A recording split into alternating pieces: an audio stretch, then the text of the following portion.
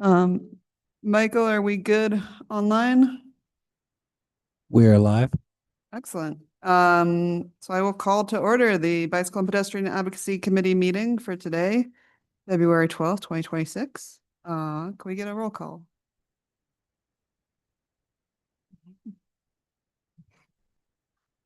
Sorry. Member Angela Bergray, she's coming. Member Beatrice Farrell, excused. Member Judith Gabriel. Here. Member Tony Gerlix. Member Mark McConnell, excused. Member Steve Pilcher. Member Ben Pengili. Here. Member Gary Schiffmiller. Here. Member Helen Wang, she's excused. She will be on leave for several months. She just gave birth last February 7th. Chair Pat Feg Ali. Here. You have a quorum. Thank you. Do I read the agenda or do you all read the agenda? Approval of the agenda? It's okay, like they wanted to listen to the agenda. I could also report on Santa Fe seniors on bikes. What, would that be the communications from other agencies? Yeah, that's acceptable. Okay. Do you want to add that, to C to your Public Safety Committee report? Doctor, okay. We were not allowed to do that in the past because the agenda was published. Maybe you can mention it in matters from the committee. Okay. Any other changes from the committee or from staff? None, Madam Chair. Can we get a motion? Move to approve the agenda. Second. Can we do a voice vote? You can, Madam Chair, because everyone is here. Great. Everyone in favor? Aye. Anyone opposed? The approval of the minutes from January 8th, 2026 BPAC meeting. Madam Chair, staff has amendments or changes. The staff wants to include a member Mark McConnell under present members. Great. That's all, Madam Chair. Anyone else have any changes? We get a motion?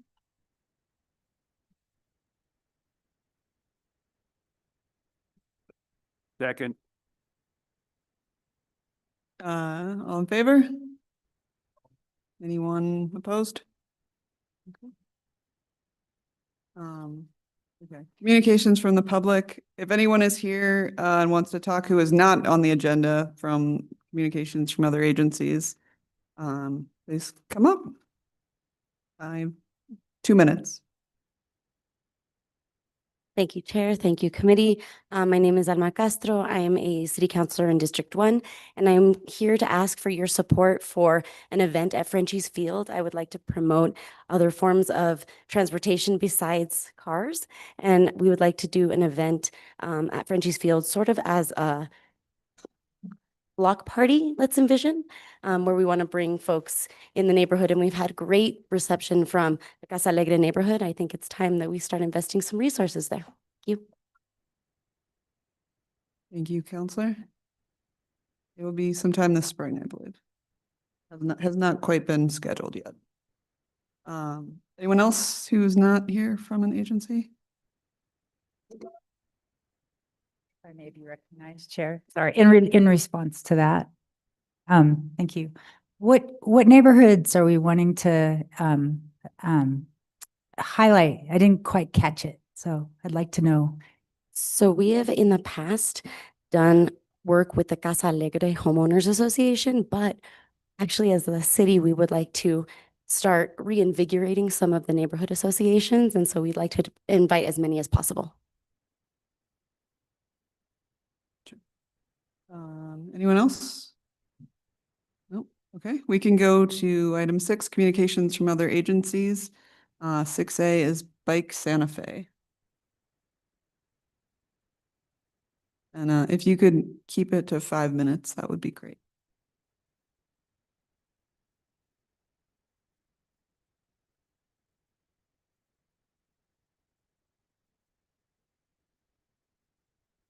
Can you make sure the mic is on? Is it on now? I apologize. My name is Genevieve Morgan. I'm from Santa Fe.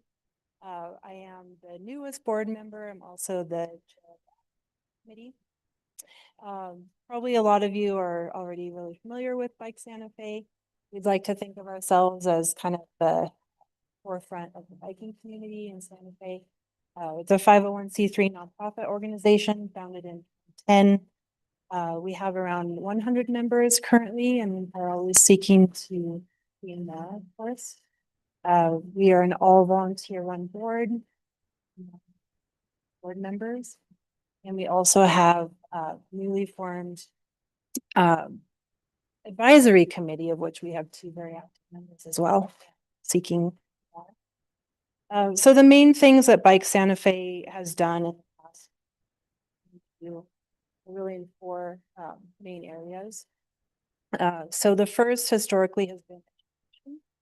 In the past, the organization has done a lot of bike classes, partnering with the League of American Bicyclists and other organizations to teach people how to safely ride around town. We'd like to return to that. It's kind of been on pause.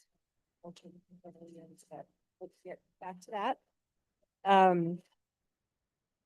And, you know, educating our members on, again, how to safely ride and resources that are available, such as trails and routes around town. Education in the schools is a big part of what we do as well, in terms of partnering with Safe Routes to Schools and doing any biking in schools activities and education. Another component of the organization are events that we hold. A really big part of what Bike Santa Fe has done in the past through our bike valet events around town. So for any, especially major events in town, the big one, of course, is Zebra, which is a huge benefit for the city because we encourage people to ride, reduces traffic congestion, frees up parking, obviously. And it's just a really good way for people to feel in the community by biking to those events and having a safe place to park. So we'll continue to do that. Other events that we have are social events, which is the one that we had to reschedule, unfortunately, but it's for it's coming up Saturday, the 28th. Sorry, not this Saturday, but Saturday the 28th, 2 to 5. It's a member social event. It's our winter social event. So these are ways for members to socialize and educate each other, and we can collaborate on what sorts of priorities the organization should be focused on for the coming year. Another major event that we have planned for 2026 is the Summer of Bike. There's several different events that happen throughout the summer. We are always promoting different events. We post them on our community calendar on our website, which is ongoing, so it's a really great resource. And like to partner with other organizations if possible. And we'd really like to collaborate more with EPAC this year and finding ways to do that. So we're happy to extend open hand to share.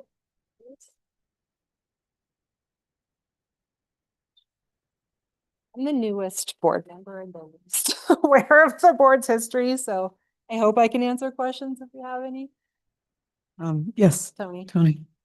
Thanks, Genevieve. I really don't have a question, just an added comment. One of the things that Bike Santa Fe was very, very helpful in working with BPAC last year, one of the resolutions that passed on bicycle maintenance. Is it infrastructure? maintenance and I can't remember the official title. And it didn't come with a budgetary monetary amount, but it was very hard hitting and good document to advocate continuing maintenance. Like Santa Fe was extremely helpful with their membership. Help us. Example of working together. Well, thank you. And in general, we'll always promote activity and infrastructure to support bicycle infrastructure in the city because we just want to see more people on bikes everywhere in the city safely and equitably. So anything that we can do to help that. Great, thank you. 6B Chain Breaker Collective is, I can't see half the audience, so, okay, great. Please come up. You got 5 minutes. Right. Thank you, Chair Fagali and members of the committee. My name is Tomas Rivera. I am the Executive Director at Chainbreaker Collective. For those of you who don't know, Chainbreaker is a membership-led economic and environmental justice organization. We have over 800 dues-paying members, the bulk of whom are low-income people of color. Our members come from communities that are on the forefront of the housing crisis, transit-dependent bus riders, and bicyclists. Our flagship program has been the Bicycle Resource Center. We started this in 2004 in a little storage shed that we made ourselves. It was about the size of this little table area over here. Grew from that to where we're at right now. We recently bought our building on 5th Street. The Bicycle Resource Center has helped distribute over 10,000 bicycles in that time period, mostly to people who use them as their main source of transportation. The program is also a training program for mechanics skills. So mechanics learn how to fix up their own bikes. It's very much a teach to fish teach. It's not about fishing, but it's metaphorically about fishing. I'm sure you know what that metaphor is, and I forgot. So thank you for knowing. Now I forgot what I was talking about. So the program is about showing people and sharing the skills necessary for fixing and maintaining their bikes, all recycled and repurposed bicycles. So that program has been going for the last 22 years.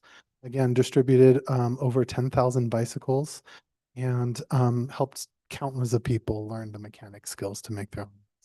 Once again, our focus comes from a racial justice and economic and an environmental justice perspective. Over the years, we've engaged in significant amounts of policy work with BPAC, which was BTAC at one moment in time. Chainbreaker members, including myself and staff, have been part of the committee, moved policies through there, some large, some small. Some of our shining, some of the things we're most proud of is helping pass a bond measure that got the Swan Park money for the first phase. I think it was 2 million, but please, somebody is a historian and knows the actual number, but millions of dollars for trail connectivity to connect what was then trails mostly downtown with areas in our neighborhood around Hopewell Man and up and down the Airport Road corridor and what is referred to as the South Side. In addition to money for capital improvements for buses. This was several years ago as this Swan Park Phase 1 was still being constructed. We have also created a bike program that where people who get a bicycle from us or some local retailers are able to use that as a rebate to get a free annual bus pass. That has been a huge success, helped many people get to and from work, stay housed and stayed employed. So I could go on for a while about that. I'd love to talk about the wonky policy if you'd like, but I know we only have a few minutes. Want to just kind of give our Bicycle Resource Center organizer, Andreas, a minute to talk about this last year with just a little bit of a note that the pandemic really hit this program really hard for us. First of all, we literally lost some of our members and leaders to it. And the nature of the bicycle mechanic instruction that we give is very hands-on, very close, not very COVID friendly. So that we're still in the phase of recovering from that and also our transit work. The Bicycle Resource Center is up and running. It's in full swing. Last year, we gave out several bikes, and I'll turn it over to Andreas at this moment to talk about those specifically. Hello, everyone. My name is Andreas Archuleta. Yeah, we gave out around 300 bikes last year since the revitalization of the program at the start of last summer. Included in that, we gave out 80 kids bikes in one, well, 75 kids bikes in one night for our annual Posalada, a super fun event. Yeah, we have volunteer mechanics that plug in. We believe that every person has something to teach and something to learn. And when it comes to bikes, there's a lot to learn. Okay, thanks, Andres. The last point is that, yes, the Bicycle Resource Center is up and functioning, fully functioning again. Our hours of operation are on Sundays from 10 to 2, which regularly see anywhere from 10 to 25 people show up throughout the year. Of course, it's still winter, so we'll see how that turns out. But I think with that, I'll stand for questions if there are any. Thank you. Yeah, Tony.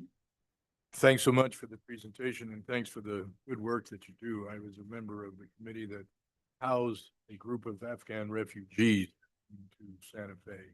We worked with a family of 5 kids, brought them all over to Chain Breakers. You guys were just fabulous at outfitting them with bicycles, and these Afghan kids, oh my God, what a country. I had 2 questions. Do you collaborate at all with Free Bikes for Kids? And how are you funded? We certainly collaborate with whoever we can whenever we do. We regularly give free bikes to kids, so I know that there's a different program. But the overlap is certainly there, and I think we're interested in figuring out how to do that in a more formal way if there's any interest. How are we funded is a tough question. This work is hard, especially under the current political and philanthropic landscape that we face. Coming at this work from an environmental justice and a racial justice perspective has made it hard for us to grow to the scale that we need the last several years. But to answer your question directly, largely through private foundations and individual donations. Very little funding have we gotten through any governmental, but some. Yes, Steve. Are you able to coordinate and make sure a helmet goes with every bicycle? I wouldn't know. We are not able to make a helmet go with every bicycle. Helmets are hard and dangerous to recycle in many cases. So there are some programs that help give us helmets. So when we do have them, we give them as much as we can.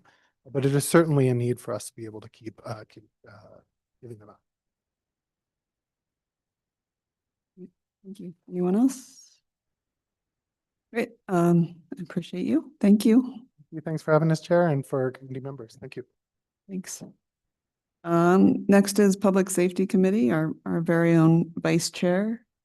You want to stay there? You want to go to the podium? I can stay here. Okay. So they serve I guess at some point in time, there was an arrangement made between EPAC and the Public Safety Committee that EPAC would have a seat in the Public Safety Committee. So when former member Kyle Spencer term limited off our committee, I probably foolishly told the former chair that I could take over the responsibility of the Public Safety Committee if he so desired, and did. So I've been going there for about the last year or so. The committee now is working to try to basically re-envision itself in terms of what its roles and duties are and how it relates to other actions occurring within the city limits. We've had 3 special committee meetings to try to run that process now. And I think right now the chair, Councilor Chavez, Amanda Chavez, is working with legal to draft a revised resolution, which will more clearly state what this committee does. The date has been mostly getting reports from police and fire and emergency services about activities that are occurring within the city limits. We haven't really got too involved in programs and things like BPAC doesn't make recommendations. That's what public safety has been all about so far. Okay. Does anyone have any questions for our current speaker? Nope. Okay, seeing none. 6D is Santa Fe Conservation Trust. Tim Rogers. Okay, Madam Chair, members of the committee, members of staff, thank you. I'm happy to present to you in 5 minutes a bit on Santa Fe Conservation Trust and myself. Certainly a lot of topics we could go deeper into, and I'm happy to do that at any time. Santa Fe Conservation Trust is a land trust. It's existed since 1993. And the focus is on conserving land, but there's always been a heavy emphasis on public access to land, trails in particular. I've been working for Santa Fe Conservation Trust for about a dozen years. I've been doing bike and pedestrian planning for 20 years in Santa Fe and around the state.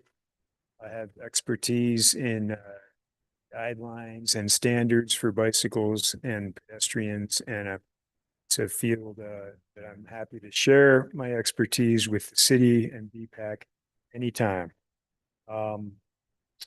Wrote the Santa Fe Bicycle Master Plan in 2012 as a consultant with the Metropolitan Planning Organization. I've been going to BPAC meetings since day one, basically. It was 2003 I started. I served on the BTAC on-road subcommittee, which helped get bike lane retrofits on Siringo, Galisteo, and San Mateo. And I'm now on the BPAC technical review subcommittee. Another activity I've been doing for 20 years is leading community cruise bicycle rides. And so I think all of you are on my email list to hear about those, as well as trail work days.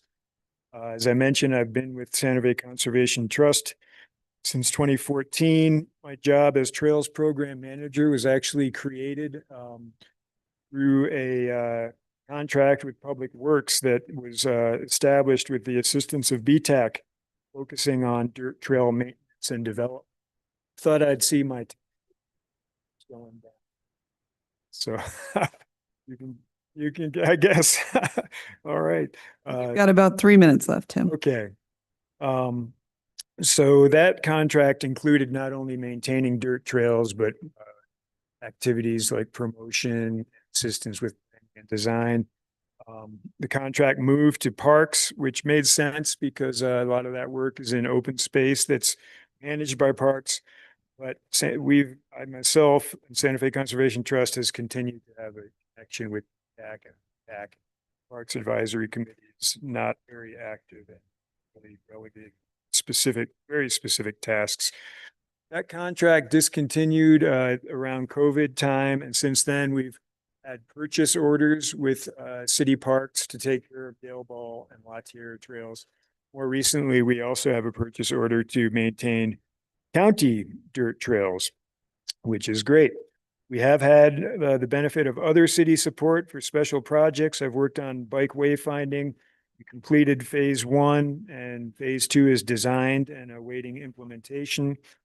We had a big multi-year contract with city parks to establish the Safe Routes to School program in Santa Fe and create an action plan, which we did before handing it off to Santa Fe Public Schools in 2024. I don't know if Ryan is here. I thought he was on the agenda. He's online. Oh, he's online. Great. Okay, so you'll hear about how that program's going. Another kind of special project we did was building a small piece of acequia trail for city parks near Manos Rodriguez Park, which was really a collaboration with HomeWise so that we could finally connect the acequia trail to Rufina Street, which we have done. It's hard to find, but we've done it. We receive private and grant support for a lot of other work beyond the trails, maintenance of trails. And so the whole time I've been working, we've done Passport to Trails. We take about 30 field trips with kids in Dale Ball trails, La Tierra trails. Last year we had our 5,000 trails. So that's been a great activity. Another activity, Vamanos Santa Fe Walks, is a series of 6 tracks over 5 months of walks, mostly on our accessible trails in the city, as well as occasional hikes in the open space. Another big initiative, it started as GUTS. It's called Gusto, Grand Unified Santa Fe Trails Organization. It's all about community-based planning and collaboration to connect dirt trails together. And we have city and county resolutions of support for that.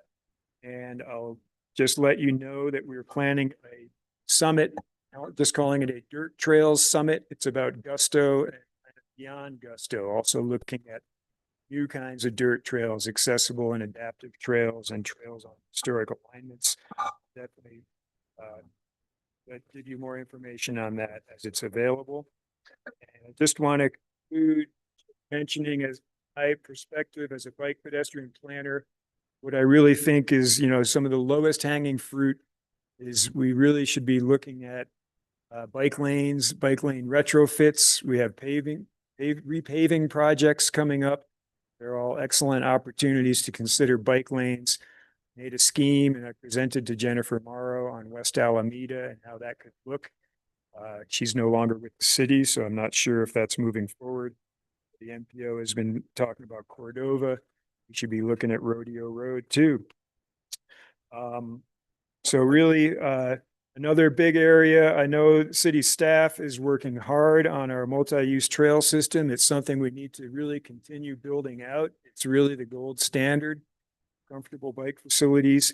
And, in addition to project by project under Public Works, we really need to stay on top of private developments where we're taking advantage, creating trails.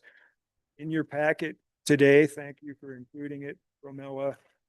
We have Santa Fe Conservation Trust has offered to build another piece of Acequia Trail east of Henry Lynch Road. It's very short.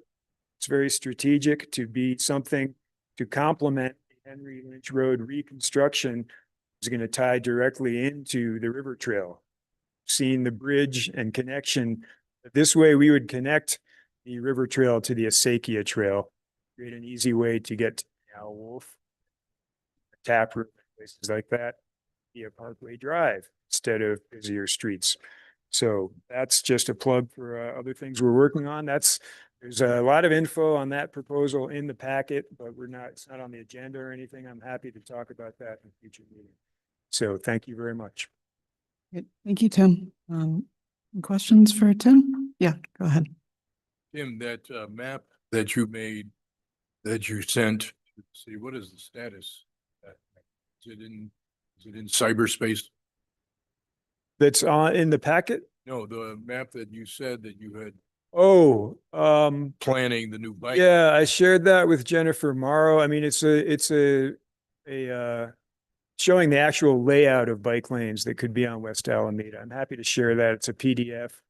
Shared it with the MPO and others. Happy to send it on. Sure. Sure. It's really just it's a short segment, but anything is good. It's West Alameda to Candelaria. Bike lanes. Anyone else?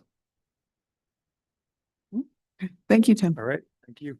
Next we have Santa Fe Metropolitan Planning Organization, Eric Ani. Good evening. Eric Ani with the Santa Fe MPO. I've been with the MPO for approximately 11 years now, and I still don't know what the MPO stands for or what we do. With that said, I want to say happy birthday to Abraham Lincoln, born in 1809. In 1862, Abraham Lincoln addressed Congress, and I'm going to be only 20 or 30 minutes with this, so bear with me. One of the quotes out of that presentation to Congress was, "The dogmas of the quiet past are inadequate for the stormy present." So why would I say that as an MPO representative that works for an independent organization, is embedded with the city, that is often used? Who are we?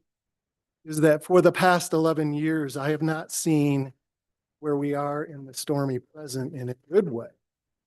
With the leadership at all levels, the city, new city councilors, the potential, the new public works director and staff, but also these nice people here, you guys. And when Tim talks about being present here for years, it's been often hit or miss leadership. today I can, with even the two presentations, can attest that this is awesome. Have some synergy, some collective conscious, and through what Abraham Lincoln spoke of was 1 month before he said.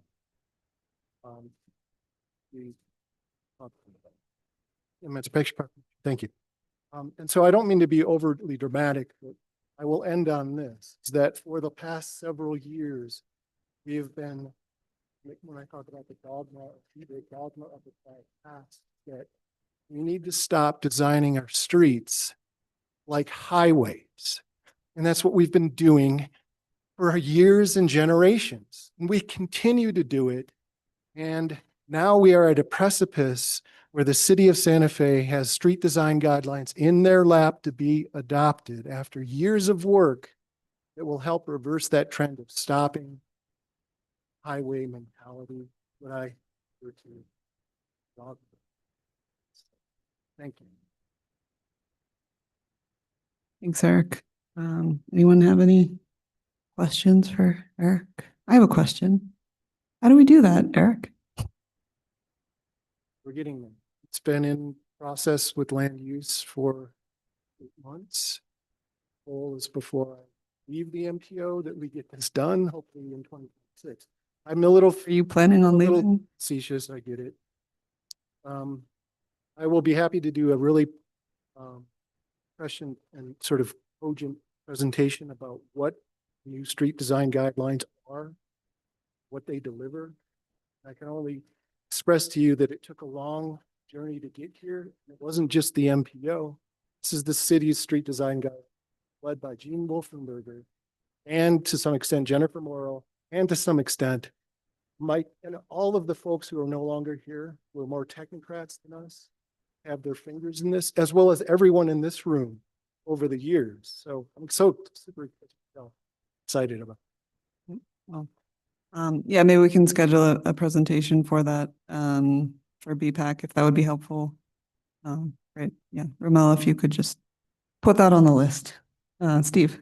Like a quick comment, I saw in a letter to the editor this last week of someone opposed to this new hotel being proposed for Cerritos near St. Francis. And I think the person advocating, don't build that hotel, add another lane of traffic instead. I mean, that's the dogma of the past. Just keep building more lanes out there and they'll fill right up with cars and we'll have the same problems. Great, thank you. Next is Safe Routes to School, Ryan Harris. I believe he is online, if we can get him on the screen. Can you all hear me okay? Yes. Okay, great. Chair Fagali, members of the committee, thank you for giving me the opportunity to be here virtually. It's difficult for me to be in Santa Fe Thursday nights. I am Ryan Harris. I coordinate the Safe Routes to School program for Santa Fe Public Schools. For those who aren't familiar, the Safe Routes to School program is a federally funded program funded through the Highway Department, which is kind of a scary time to say that. Luckily, we are not a discretionary fund. We're a drawdown through the state, so we're somewhat insulated. And I guess they've decided that we are not hostile to cars enough to pull back our funding. I did want to give you all an update. First of all, that our next 2 years of grant money was just signed by Cabinet Secretary Cerna before he resigned. So we are in good shape to continue to be funded for another 2 years. Our program focuses on encouraging students and families to choose to use active transportation, walking and cycling, and other forms of rolling to transport their students to school as opposed to taking personal vehicles, with the intention of cutting down on those terrible drop-off lines in the morning and pickup lines in the afternoon. We do that through a whole variety of programs. We have 12 schools that do a walk and roll to school program weekly or sometimes bi-weekly, where the parents have the opportunity to either walk or drop their kids off at a nearby public space like a park or a library, and we pay stipends to teachers or other school staff to escort the students to school and ensure that they have a safe walk. And we provide all kinds of different incentives and things to encourage students to use those. We have a bike rodeo program that is for kindergarten and first grade. So it's all about learning to balance. We have 30 balance bikes in a trailer that we've been piloting for the last semester, and we're kind of doing version 2.0 right now to make that functional, with the goal of every elementary school student having at least some time in their gym classes to learn how to balance on a bike. We do a variety of other things. I did want to let you all know that we have our family bike fiesta tentatively scheduled for Saturday, May 9th. We're going to try to do it on a Saturday this time to make it a little more accessible for families. Last year's was really fun, but it was in the evening and it got rained out, which was not super pleasant. So we want to make it a little easier for people to find us. What else to say? There's been a lot of shakeup over in our department. My director left, and my new director started today. So we'll be seeing how that changes the direction of the program. I don't anticipate much change, at least not soon. Oh, and we started last night with the first preliminary planning meeting. Tim Rogers' Safe Routes to School Master Plan expires in 27, or at least it was planned through 27 and beyond, but 27 is the official 4-year mark. So we've started the initial process to start building a coalition and start working on the next 4-year plan. We did that all internally with our walk and roll champions to get their opinions on the direction of the program, and we'll start over the next couple of months inviting other community partners, yourselves included, into some planning meetings to start influencing the direction of the program in that way. So yeah, that's Safe Routes to School. Great, thank you. Any questions from the committee? Angela? Thank you, Chair. Nice to meet you. I haven't made your acquaintance. I'm glad to know of the work you're doing. Does that make you an employee of the Highway Department and do DOT, or are you embedded within the Santa Fe Public Schools, or what? I am a public school district employee. Yeah. So the money gets my salary is paid through the grant, but I still report to Santa Fe Public Schools as a district. Great. This question relates to the work and we do up here at the Santa Fe Public Schools. There's another position. I believe it's a liaison between the city and the school regarding development proposals. Do you know what I'm referring to? I'm not familiar with that position, but I'd certainly be willing to do some research about that. Yeah, I mean, that would most likely be housed out of the same building I'm in, because I'm in facilities and maintenance. I share office space with all of our construction managers. So, but I've not heard about that position, no. Okay, and I can ask the school district, but the reason I'm asking is because what you do, and what this position was created back in, I don't know, 2008 or something. And it was is to have someone on the Santa Fe Public School staff who was officially notified by the city for development proposals that would be part of public school lands. And I'm just putting you on the spot, but why not? I mean, do you have a colleague that also works in this regard in terms of you're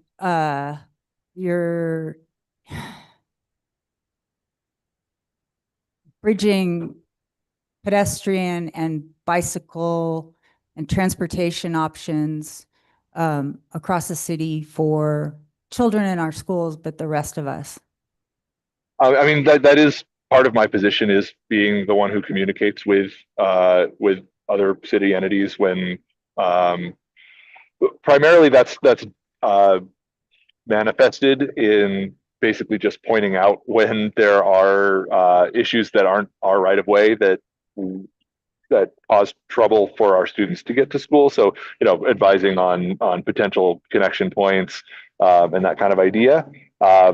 But I've found that there is a lot of siloing there and a good amount of discouragement on our end about proactively reaching out about things like that. So I've worked with the MPO a little bit about that. We had a virtual, we had a map that we were using to communicate that to the MPO, but that's about as far as that's gotten. But that is something, especially as the program continues to develop, that I'd like to see more of, because the siloing does cause a lot of problems. Thank you for that. That answers my question. And somehow that position must have gone away, or I don't know. And that's something I'll bring up within this committee about how to forge that relationship with the public schools again, and be that public schools is included on notices about potential development proposals that involve the city schools in any shape or form. Have you come to any of these meetings? Did you come to planning commission meetings or any of that in your role to do that? I've only attended the Bicycle and Pedestrian Advisory Council meetings until recently, when some things changed in my life that made it very difficult. Now that I can do this virtually, I'll be joining you guys every month. But yeah, I'd be happy to attend other meetings as they're available.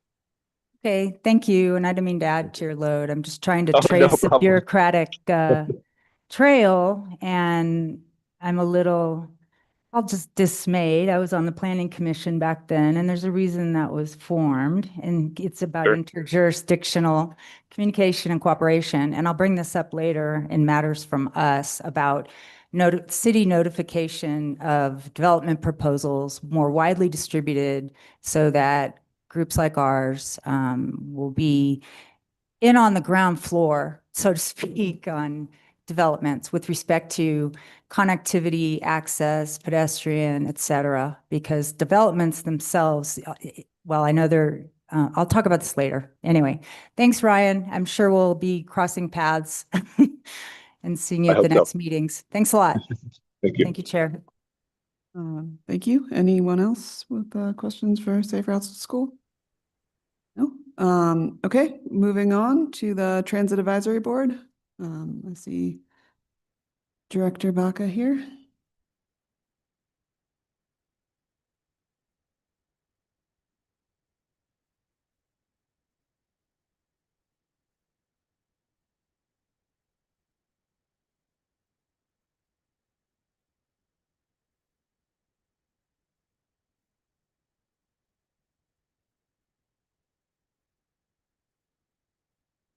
All right, good evening. My name is Andrew Baca. I'm Transit Director of Operations for the City of Santa Fe Transit Division, and I'm joined with Gabrielle Chavez, Director of Administration and Finance for the City of Santa Fe Transit Division. We serve as the Transit Advisory Board Division Liaisons. We come before BPAC tonight with two important topics. First is an opportunity for the public to serve on the Transit Advisory Board, and second, an update and request for support regarding the implementation of Resolution 2013-60. The Transit Advisory Board plays a critical role in advising on transit policy, service priorities, and long-term mobility planning, and its work directly informs and supports BPAC's broader efforts to advance multimodal transportation in Santa Fe. Strong participations on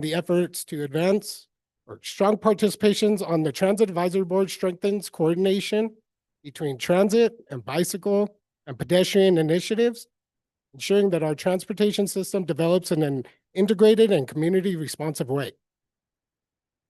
The City of Santa Fe is currently accepting applications to fill an at-large vacancy on the Transit Advisory Board.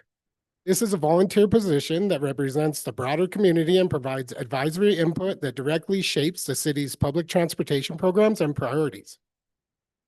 We encourage anyone with an interest or experience in public transportation, mobility, accessibility, sustainability, or related policy matters to consider applying.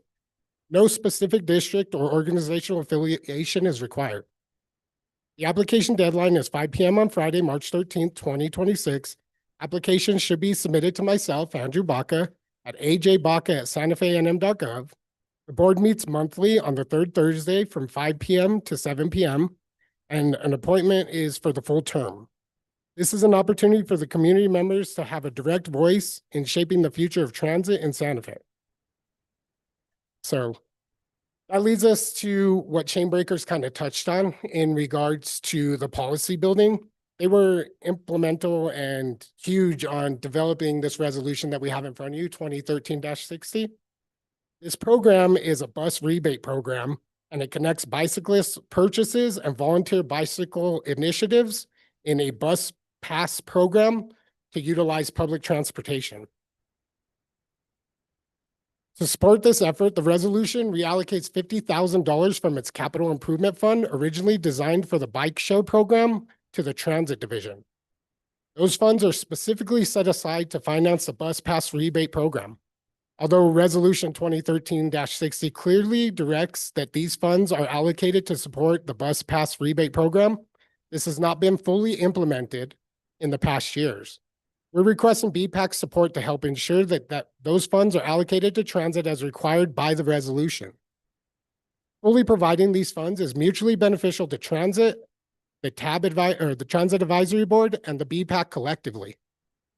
As it advances shared goals around integrating multimodal transportation and strengthens coordination between our committees. We previously brought this matter to BPAC's attention April 10th, 2025. And we're told that we needed to go through a specific process. Since at least the onset of COVID period, the program has not been fully implemented as envisioned.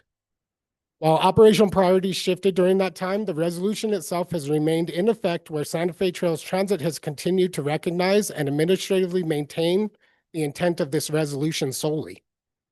The actions reinforce the department's commitment to implementing the program as directed and underscored the importance of requiring the city to produce these funds so the program can finally be carried out as it originally is intended. Local bicycle organizations and vendors in Santa Fe, including the groups such as Chainbreakers Collective, Broken Spoke Bike Co-op, and Rob and Charlie's, along with transit partners and community stakeholders, have expressed interest in moving this forward. These partners have been patient and engaging, and they're ready to participate in a fully reinstated program. Properly funding and operationalizing these resolutions is essential to achieving its intended public benefit. It represents an existing city commitment to the integrated bicycle and transit solutions, not a new unfunded initiative. We're asking BPAC to affirm the importance of executing Resolution 2013-60 as written and to support the full reinstatement of the bus pass rebate program.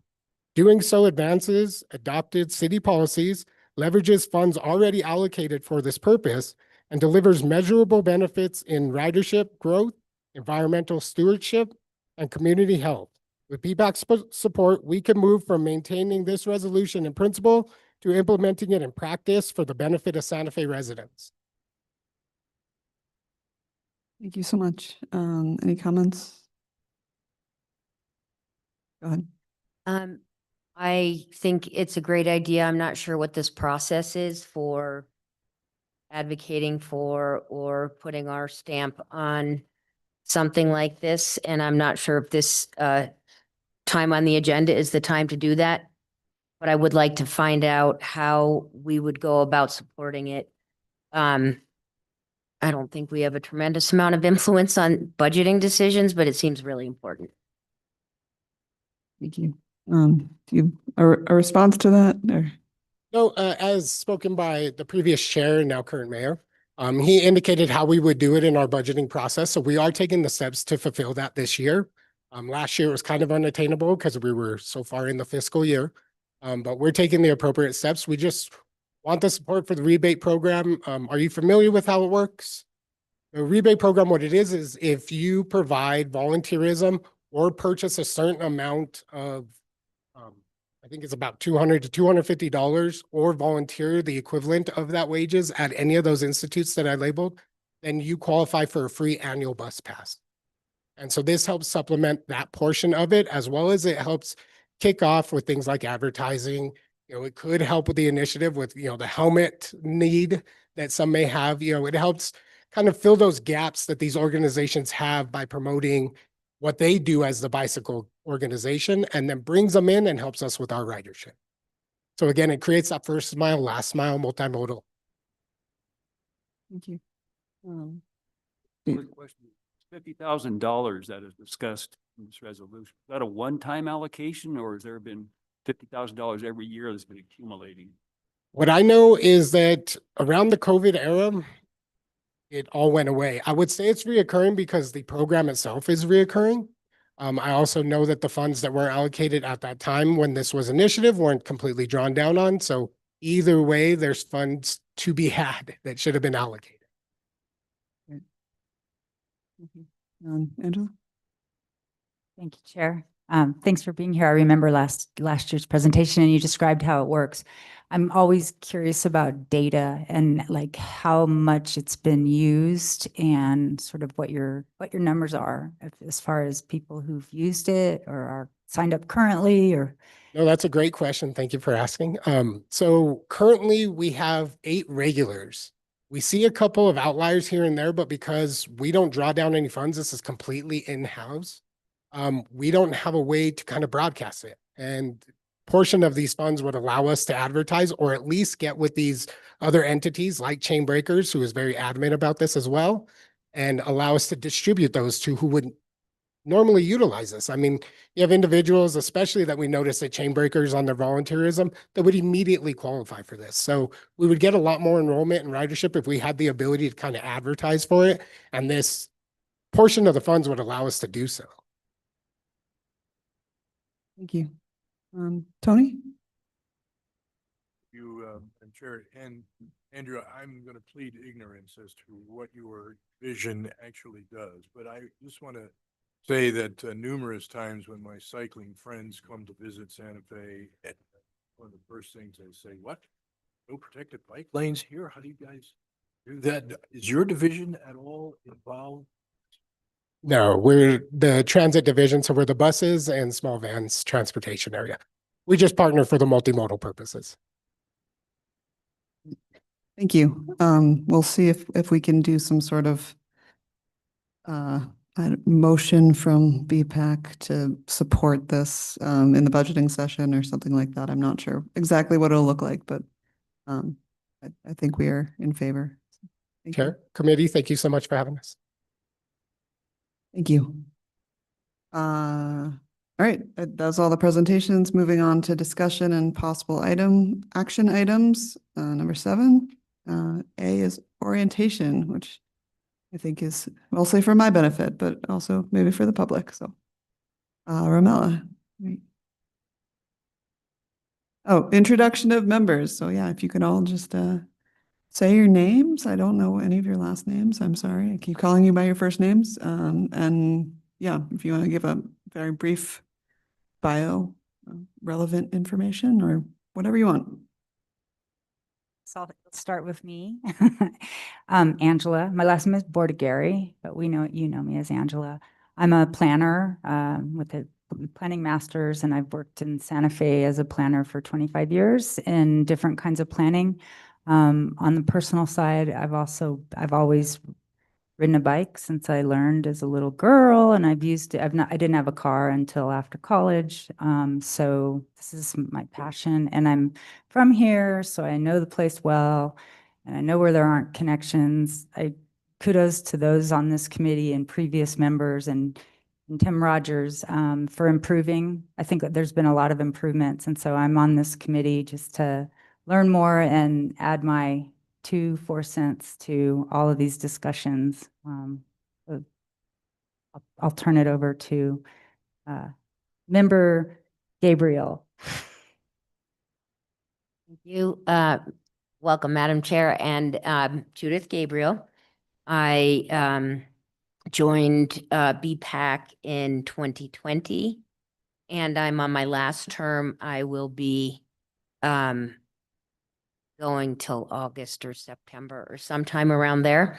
I am the chair of the Promotion, Education, and Communications Subcommittee, and we basically work on educating the public about, for instance, the Idaho stop law and issues affecting pedestrians and cyclists. And we overhauled our webpage this past year. updated the webpage. So anything that has to do with promotion, education, and communicating with the public. And partnerships are extremely important for BPAC, and they're really, really important, I think, for promotion and education.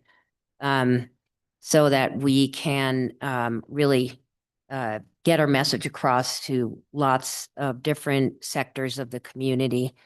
I was a public health professional for years, so I think I bring not only a senior citizen perspective to the VPAC, which I know many of us do, and I also like to bring a public health perspective because I think the issue is not only important for individual and community health, but for the environment as well. Thank you.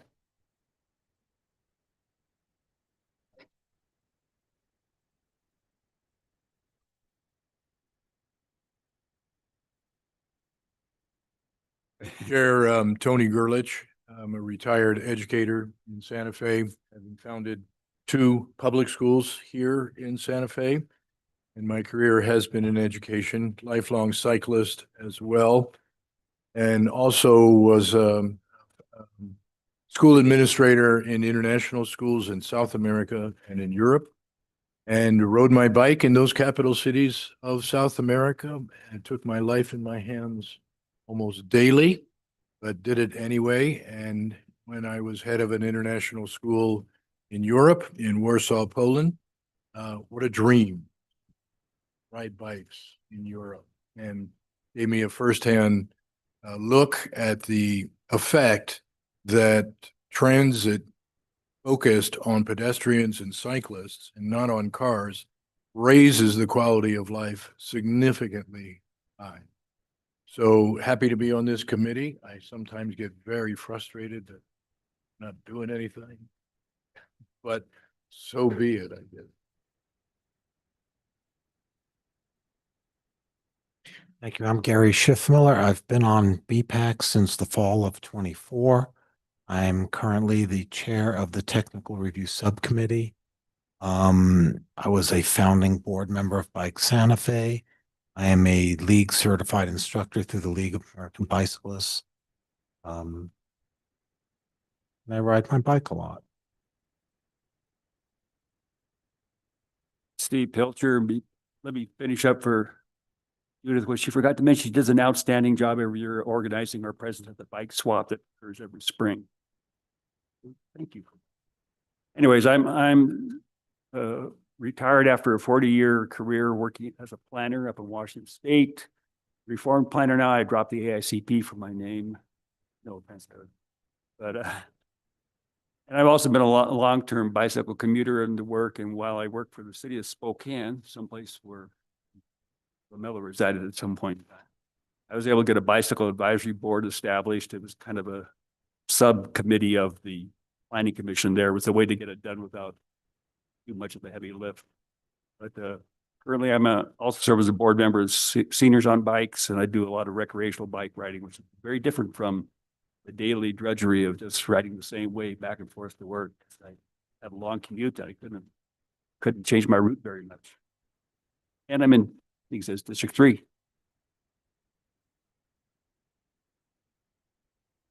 Hey, I'm Ben Pingilly, District 3. I'm a software engineer, which has nothing to do with bicycles and pedestrians, but I am a biker and a runner. I am on the Technical Review Subcommittee, and I've been a part of BPAC since 2021. Great, thank you. We don't have any members online, but I'm Pat Figali, counselor for District 1, also a cyclist, also pedestrian. I've almost been hit by 2 cars turning right while walking in the downtown area in the past month, so that's been fun. And yeah, a lawyer and planner by education, mostly a lawyer by work, employment. And yeah, Romella, do we have other things in the orientation, or is that it? Madam Chair, there's a member of Oh, Motions, Educations, and Communications Subcommittee Member, great. Chandler Moore. Chandler, do you want to come up and? Sure, yeah. I think you can give a little bio without too much prep.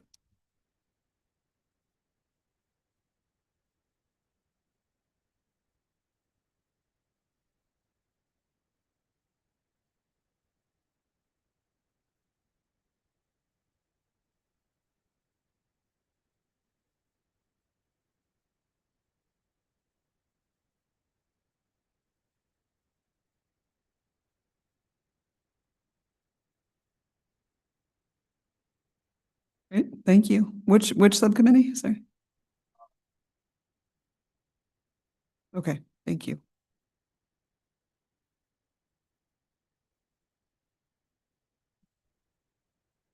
Madam Chair, I prepared a PowerPoint.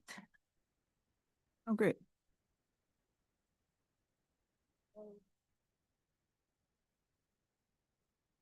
So BPAC was established on September 24, 2003 as the Bicycle and Trails Advisory Committee via resolution number 2003-87. It was renamed as the Bicycling and Pedestrian Advisory Committee via resolution 2021-8 on January 27, 2021. The amendments include name change and term limit of 6 consecutive years. The duties and responsibilities are tighter or more specific. For example, regarding design plan reviews shall take place at 30% design and before plans are presented to the public for comments or submitted for review to NMDOT. But de facto, BPAC reviews the plans from conceptual design to final. There is also more specific activity or duties and responsibilities to pursue the League of American Bicyclists Diamond Level Bicycle-Friendly Community designation for the city of Santa Fe. One of the amendments also is the additional emphasis on walking and not only bicycling.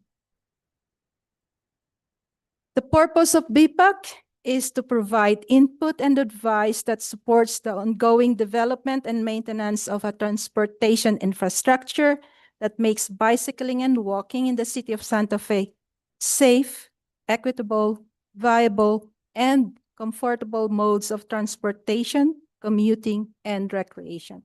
This is also one of the amendments. This includes the responsibility to deliberate on city projects, plans, and policies that impact both on-road and off-road bicycle and pedestrian infrastructure, and to advise the governing body on such matters. The words on-road and off-road are also included in the amendments. So they are very specific. The BPAC or BTAC was created as the advisory committee of now defunct Engineering Division under Public Works Department. The Engineering Divisions had 3 sections: the roadways and trails, stormwater drainage, and traffic operations. Sometime in 2003, under Public Works Department reorganization, the Engineering Division and the Streets and Drainage Maintenance Division were combined to form Complete Streets Division. The 3 sections under this division is the capital projects, roadways and trails, the streets and drainage maintenance, and the traffic operations. This is a huge opportunity for BPAC to implement your duties and responsibilities and to enforce the resolution. Because the duties and responsibilities of BPAC is so focused on the capital projects, roadways, and trails. You review the plans, the design, the engineering design, We monitor the construction of a project. But one thing that is in your duties and responsibilities is the maintenance portion of bicycle and pedestrian facilities. With combining these two divisions, then you have opportunity to get some update, for example, from Street and Drainage Maintenance Supervisor Felipe Trujillo. We can ask them for example, to repair a pothole or to sweep the bike lanes during summer or fall. So those are the things that combining these two divisions give you an opportunity. And also traffic operations for striping, signage, etc. BPAC has 4 subcommittees, 3 standing committees, the Policy, Planning, and Law. The chair is Member Steve Pilcher. The Promotion, Education, and Communications, the chair is Judith Gabriel. The Technical Review, which is chaired by Gary Schiff Miller. And you have an ad hoc subcommittee called Vulnerable Road Users Task Force, chaired by Member Helen Wang. So because BPAC membership consists of staggered 2-year terms, former Policy, Planning, and Law Subcommittee Chair Yolanda Eisenstein championed the development of the strategic plan to ensure that even as members come and go, actions remain aligned with achieving BPAC's purpose. So we developed the BPAC strategic plan, which this was the first strategic plan developed by the committee. It was adopted on October 22, 2022, and we update it regularly. So what is the mission? The mission is within 10 years, by the end of the planning period FY 2033, the City of Santa Fe successfully obtained the League of American Bicyclists Gold Level Bicycle-Friendly Community designation. What is the strategy? The plan has a strategy, which is to shift city policies, programs, and practices, including those of land use and public works, toward bicycle and pedestrian-friendly infrastructure to help people feel safe and more comfortable about traveling by bicycle or walking with other traffic. The strategic plan has an action plan. It answers, why do you need to do this? Who is going to implement or do the action? How are you going to do this? What are the actions and when the actions need to be implemented? I will not go on details of the strategic plan, but I want to feature the key results of the strategic plan. One of the key results are the adoption of Ordinance 2023-4, which is the Electric Bicycle Ordinance, Resolution 2024-122, which is the Bicycle and Pedestrian Facilities Maintenance Resolution, and last year, the Resolution 2025-41, the Vision Zero Resolution. All these, the ordinance and resolutions, were drafted by BPAC, led by the Policy, Planning, and Law Subcommittee. Also, we completed construction of 2 trails last year. El Camino Real Academy Trail, from Cottonwood to Alexander Estates. This is federally funded and is a safe route to school trail. The other trail that we completed last year was the Cañada Rincon Trail from Calle Mejia to Calle Francesca, another federally funded project for 2.75 million. And I am so happy to say that we entered this trail for an award and we won the award. They will give the award sometime in April. We finished last year the reconstruction of the Guadalupe Street. This is the city's flagship for complete streets. This is another federally funded project for $11 million. Other key results of this strategic plan is that BPAC is now a member of City's Roadways and Trails Design Review Team. We should change our section name from roadways to streets. The development of the BPAC website and the expanded partnerships. BTAC, when we were BTAC and then became BPAC. We had very good relationship with Santa Fe MPO and Santa Fe Conservation Trust. But because of this strategic plan, we developed or we expanded our partnerships with Bike Santa Fe and Safe Route to School. What's next? The Bike Summit in May, hopefully May 2026. Another is the completion of the construction of Agua Fria South Meadows intersection improvements, the Tierra Contenta Trail from Buffalo Grass to South Meadows, and we will start the construction of Agua Fria Cottonwood roundabout in early summer or late spring or early summer. I mentioned these 3 projects because these 3 projects were reviewed by BPAC. Also, there will be more engineering design projects such as the St. Michael's Drive reconstruction. There will be more partnerships established through bike summits such as the Chainbreaker Collective and Seniors on Bike, and there's the installation of bike racks. So that concludes my presentation. I welcome some questions or comments from the members. Thank you, Ermela. Does anyone have any comments?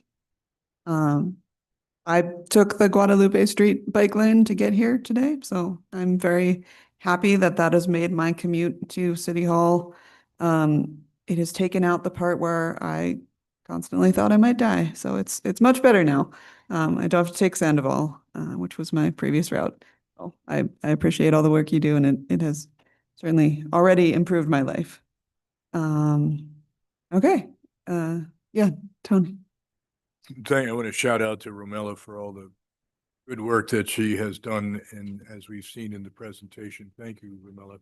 And unlike yourself, Chair, I had to go down Old Pecos Trail and avoid all of the cinders in the bike lane there. And then I turned left on Cordova, where there are even more cinders in that bike lane. So that's why I referenced that pedestrian and facilities maintenance thing.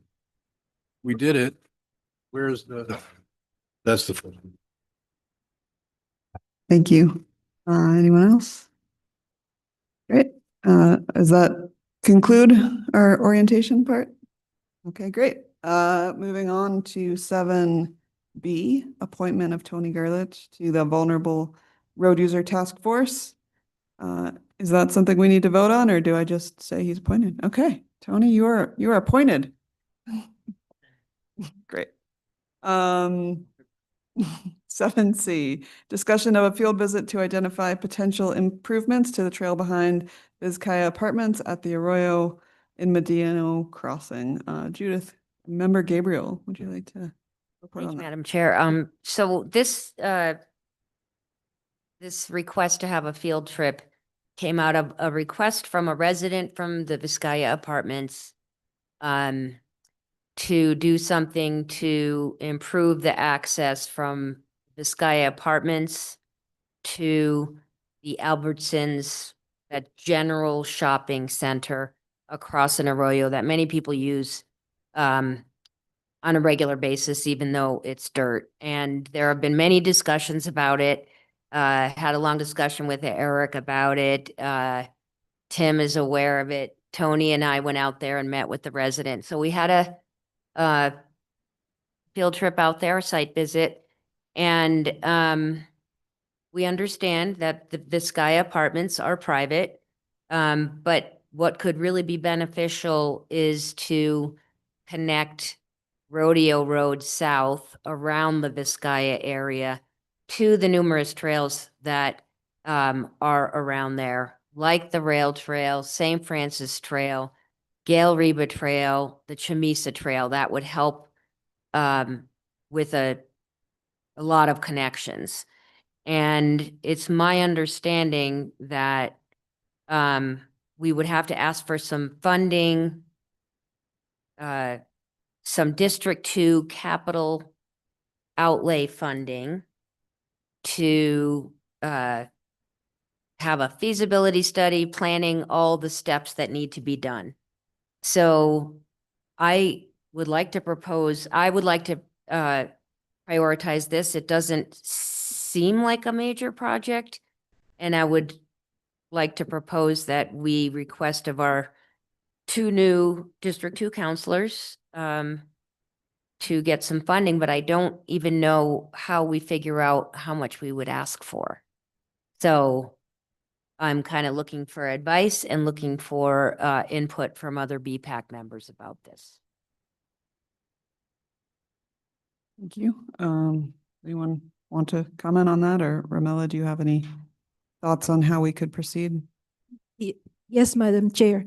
So sometime in, I believe, April, we will start the infrastructure capital improvement plan for 2028, fiscal year 2028 through 2033. What we need to do as the staff is to include that project in the ICIP. And also BPAC may want to include it and prioritize it in the list of your projects in the BPAC strategic plan. And then in the ICIP process, each district councilor, each councilors can prioritize their projects in their district. So BPAC, we can request the District 2 councilors to prioritize this project in the ICIP. Thank you, Madam Chair. Thank you. Any other comments on this item? Yes. I have a question. What does ICIP stand for? Infrastructure Capital Improvements Plan. So the DFA, ask for these plans every year from municipalities like City of Santa Fe. So every year, Public Works submits this, like last year, it was 80 projects. And then the governing body will vote or decide which one are the 5 top projects from the 80 projects. And then each counselor will choose, not each counselor, the counselors for that district, 2 counselors will choose or prioritize their project for their district. So that's the process. And then there will be a resolution, and then those projects will be submitted for legislative funding. So thank you for that. Is it appropriate for us to look at our list of priorities in the strategic plan and submit a request for all of our priorities then, so that we are trying to fund as many priorities as possible in the event that one of them gets chosen? I'm just not sure. Oh, Madam Chair, Member Gabriel, all your projects that are prioritized in your strategic plan are also included in the ICIP Already. already. So if we want to add new priorities, including this one, we should do that when we update our strategic plan in the next few months. Yes. And then would it be a good strategy to include all of them in this request? Yes, they are already included. No, I mean any new ones. Yes, because what we do, so when we plan for the ICIP priority projects, we look at the past priority projects, and if we are able to fund 100% of the project, then it's out of the ICIP. So in the last 2 or 3 years, you don't see Guadalupe Street anymore because it was funded 100% by federal government. So there are a number of projects like that we don't, when it's already funded or we found some funding 100%, then it's out of the ICIP. So my question is to you and the rest of the BPAC. When we update our strategic plan, should we be looking at other priorities that other members may be aware of? And bring that to the updating process? And then if you notice your duties and responsibilities, number 1, I believe the PPAC assist the MPO for prioritizing projects in the MPO, the Metropolitan Planning Organization. Transportation Plan, MTP. Yeah. So for example, there's a good example. There was one project, the Bishop's Lodge. Remember in 2020 or 2021, BPAC prioritized it as one of the projects that BPAC wants to pursue. It was not in the MTP. So because BPAC prioritized it as a project, then MPO added it in the MTP, in the Metropolitan Transportation Plan. What is the reason why we do this? Is because when we apply for state funding and federal funding, there is a question there that if this project is prioritized in planning documents. So they look for ICIP, MTP or Metropolitan Transportation Plan, the IFCIP, which is the infrastructure impact fees plan.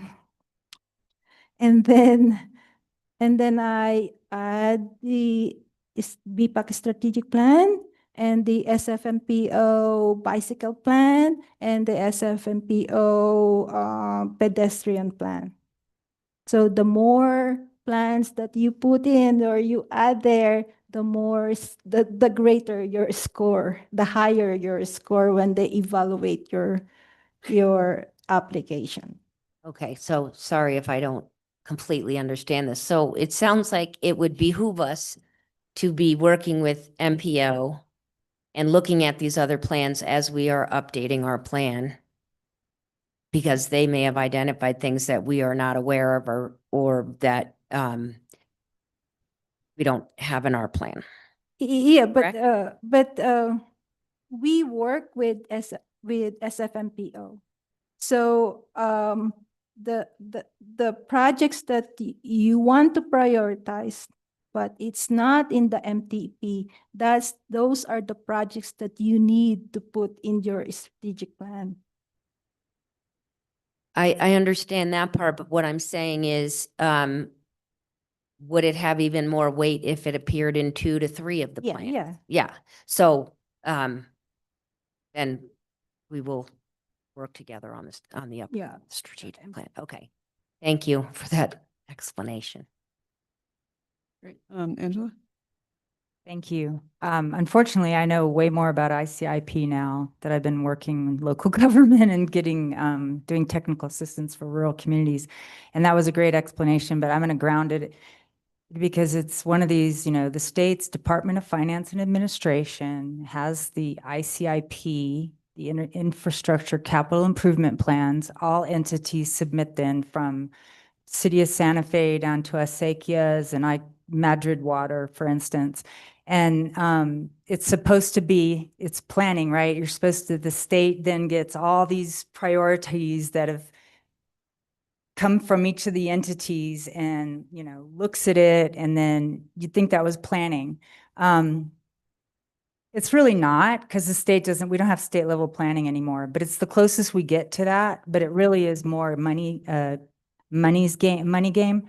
But I'm going to be constructive here and say it's good that you've brought this up, and I think we should definitely know what our projects are. Like for me, that would mean like, what is the status of BPAC's, our projects list and such, and then know where we are on that so that we can look at those again, which is in the course of updating the strategic plan. And then for all these other plans, a little research item, where like, who talks to whom and how do they interact? And I'm glad to know Eric at MPO. I mean, if we're going to do this, which I think we should do, try to learn about the other plans and what projects are in them, what relates, what doesn't relate, get ours, like lobby to get ours in there too. So that this is a rational, to help make it, I don't want to say rational, I guess that would be planning. That would actually be planning. And that involves all the, different groups, department, whatever. So I don't know, is it possible, feasible, reasonable to ask, I don't know, Chair Fagali, for us to get more familiar with the city's ICIP, excuse me. And that would really be good. I think that would be really good, like a session actually here. Because that's where it all goes. We talk about projects, we talk about plans, and there's all these different funding sources. And so we don't all have to understand that, but if we want to see results and we want to really pursue like really put support, weight and make the case for certain projects, I think that's how we would get results. Yeah, like for example, a Checo sidewalk and bicycle project. It was prioritized by BPAC in 2021, and we found the money, and now we're starting the design. The reason why I am proposing or for the council District 2 or councilor for District 2 to prioritize this project, because that's the easiest way to get funding. We don't get a lot of funding from legislative funding is like $50,000. One time we got $300,000 for Governor Miles. That's big. So, but every year when Councilor Cassett prioritized Governor Miles, for 3 years, we received $850,000 in total for design of Governor Miles. So if the councilor for District 2, Councilor Bustamante and Councilor Barrett. prioritize this for their District 2 project, we're almost usually we get some funding for prioritized projects. Not much, but it's a start. You can do some study, you can do alignment study, you can do some survey, where would the trail connect, all those things.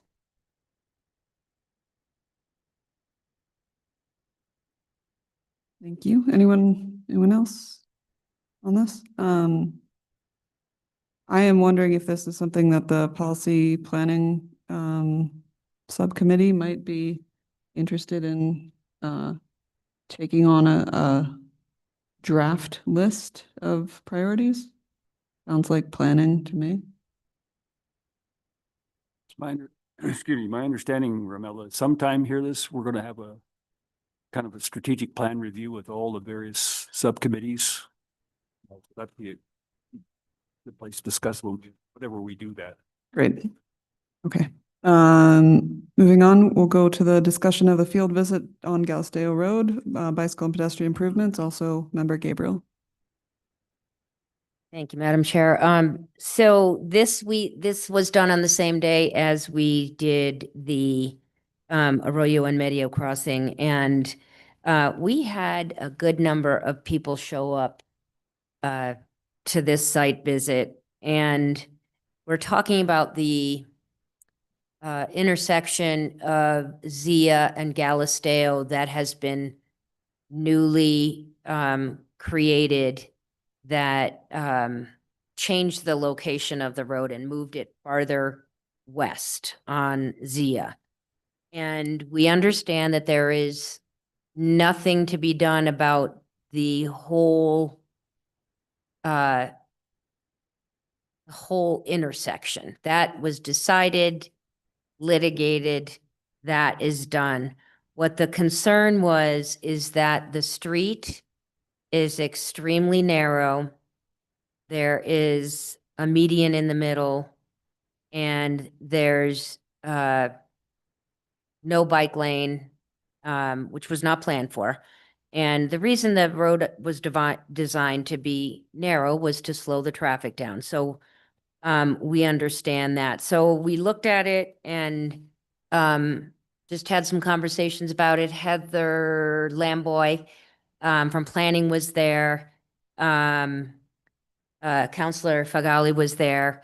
And it seems that there is no recourse for any kind of redesign, but some of the conversation that happened involved softening the sides of the median to be more like almost like a speed bump.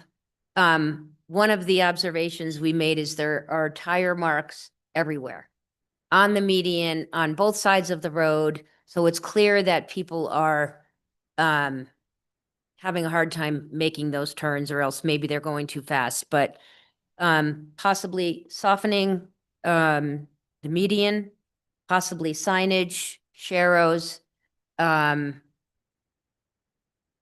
to let people know that it's a tight turn, that there may be a cyclist in the road. So those are just some ideas, and I'm actually not sure how we would go about moving forward with any of that. So again, I'm bringing it to the committee to discuss and see what our options might be. Thank you. Thanks.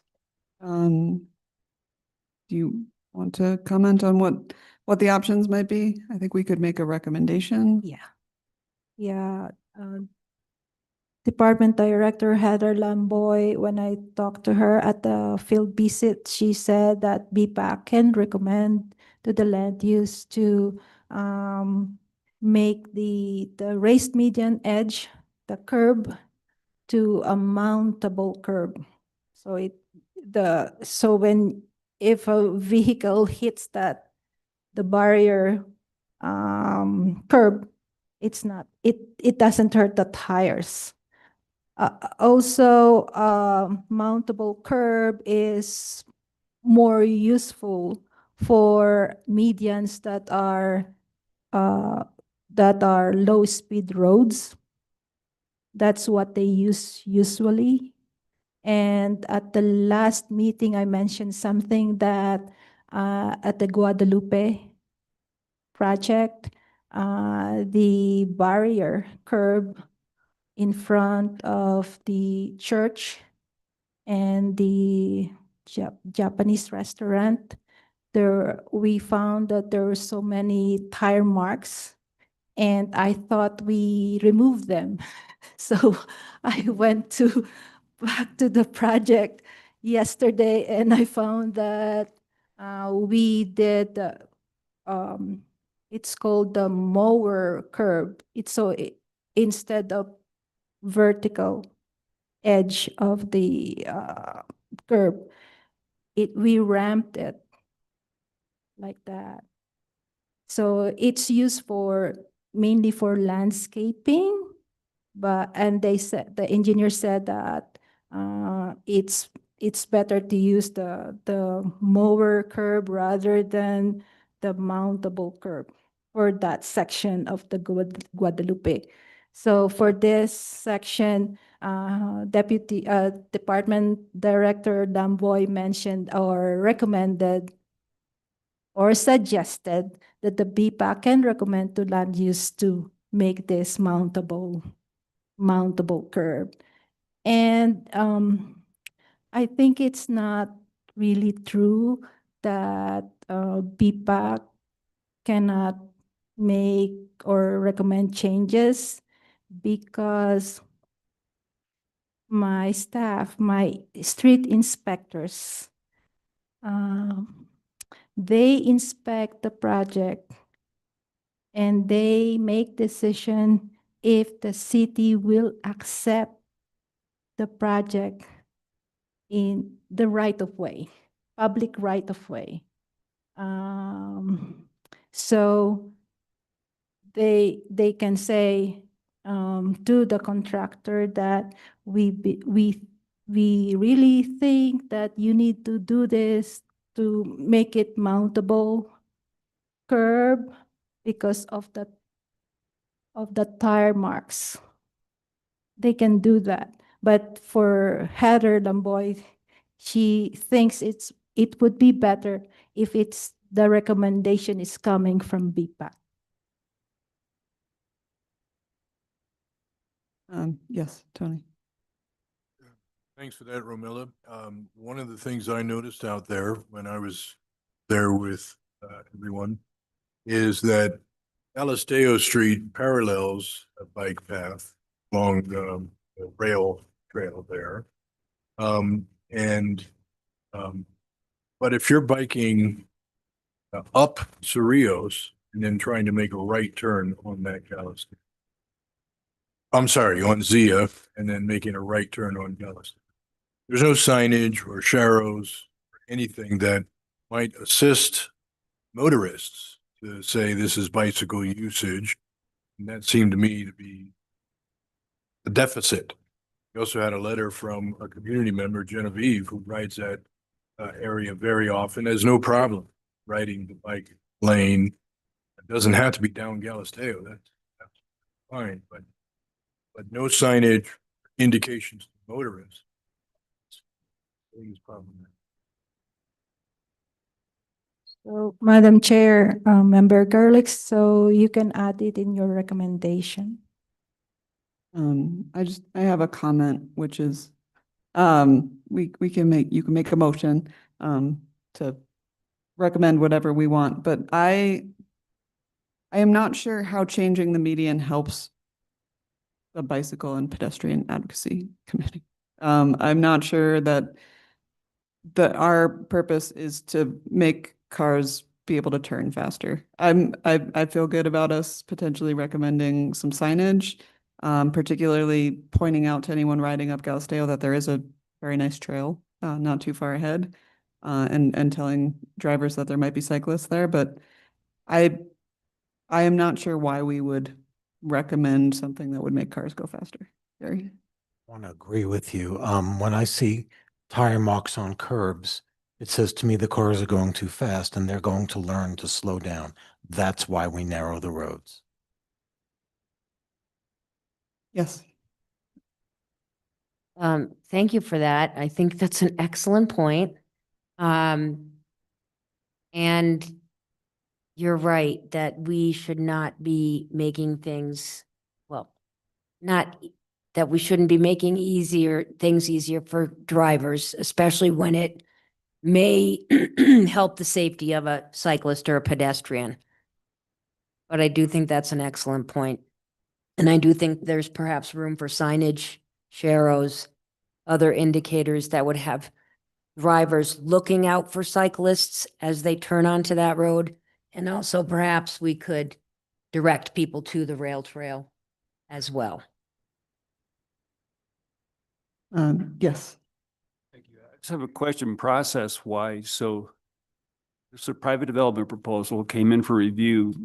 Does who from an engineering perspective is reviewing the plans and proposals? And I mean, it seems odd that we're now at a point where there's been some discussion about how to do something about this median, and it sounds like the land use director is open to doing something. So how did this happen? Something got built, which obviously people aren't happy with how it's functioning. At least some people aren't.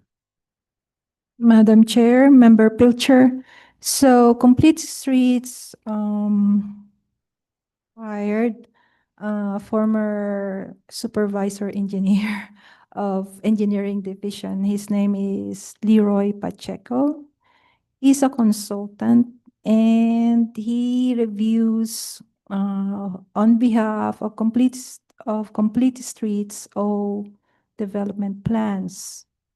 SFMPO also reviews or member of the DRT or the Development Review Team or Development Review Committee. So they review and the development plans, particularly the public right of way, so roadway, streets, bicycle lanes, sidewalks, those things. Does that answer your question?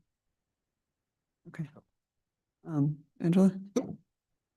Thanks. I just want to add to that it was a very long and winding road, this development, over the last 25 years, and lots of public involvement, lots of conflicting views. And then I lost track of it because COVID hit and all the public meetings went online and a lot went on and there was lawsuits. So I don't think I could even follow the thread if I tried. I'm just trying to pick up with where y'all are right now. I like the point, Councilor Fagali, that you made about not, easing things up for the four-wheel motorized traffic. But I do also want to add that, I mean, growing up here, those rolled curbs were everywhere. It was really nice. It's a rolled curb on a neighborhood street means you can just roll up and park halfway. And might be blasphemy, but it worked. And then sometimes, when getting across a median and crossing, those were rolled as well. But it did allow for more speed and whatnot. But I've noticed around town for the last over, I guess, 15 years, 20 years, that they are, a lot of the curbs are at a right angle. And those, not to ease it for cars, but also for bikes, like for us to jump around and be able, I mean, you have to remember too that it benefits bikes and strollers, as well. So I just wanted to point that out. But again, I don't know what the signage for sure. I'm always in favor of that. Question I have is there a place where you can be on Galisteo if you're already on it, and then there's a nice connection to the rail trail? Because I know that area, it's an Arroyo. I mean, like, just thoughts here, generating some creative, so that, because I think if we want to direct them to the trail, which sounds besides going back all the way up to Zia to St. Francis and then getting on there, is there a way to create some kind of a pathway between Galisteo and the rail trail, official, like designated or whatnot? Yeah, go ahead. I use that trail quite frequently, and the easiest thing to do is to turn into the train station where, the Kiss and Ride parking lot is.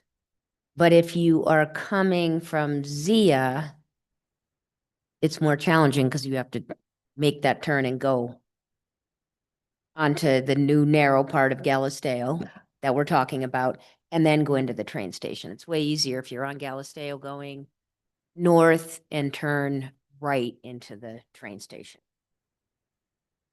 Yeah. Anyone else? Does anyone want to make a motion, or should we leave this for another time? Well, I'm sure how to do this and how to make motion.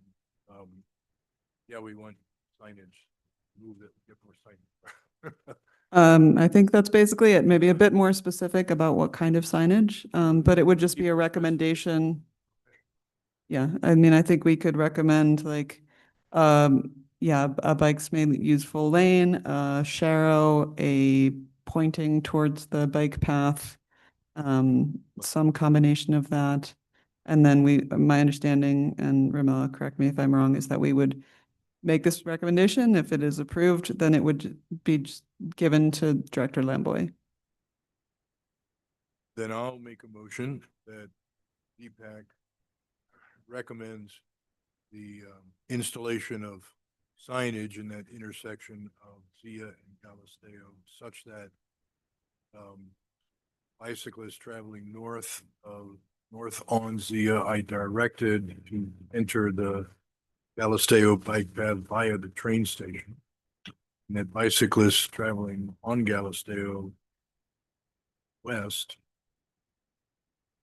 north, also enter trail through the train station.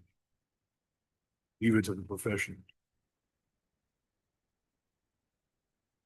I have a question for Tony. So I was thinking that some of the signage would be for the cars to let them know that there may be a cyclist in the lane on Galisteo, for instance.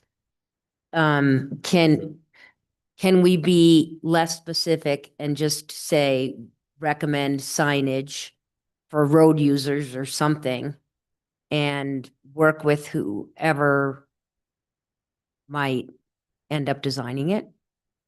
I like that. I think it might be helpful if you say cyclists and cars, motorists, yeah.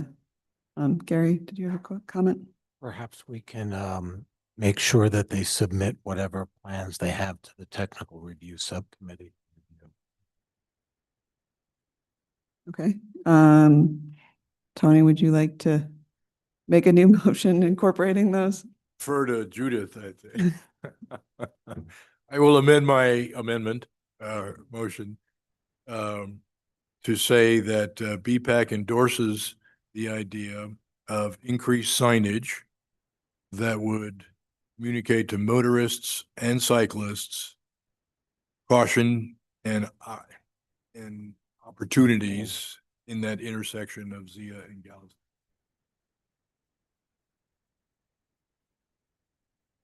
I second. Okay. Any further discussion?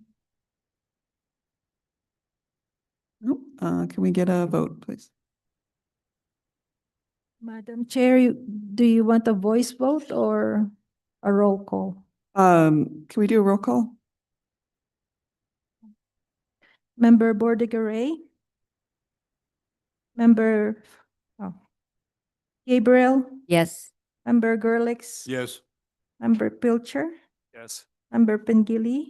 Yes. Member Schiffmiller? Yes. Madam Chair, Feg Ali? Yes. Motion passes. Thank you. Our last discussion and possible action item is discussion on BPAC's role in major development projects. Member Pilcher.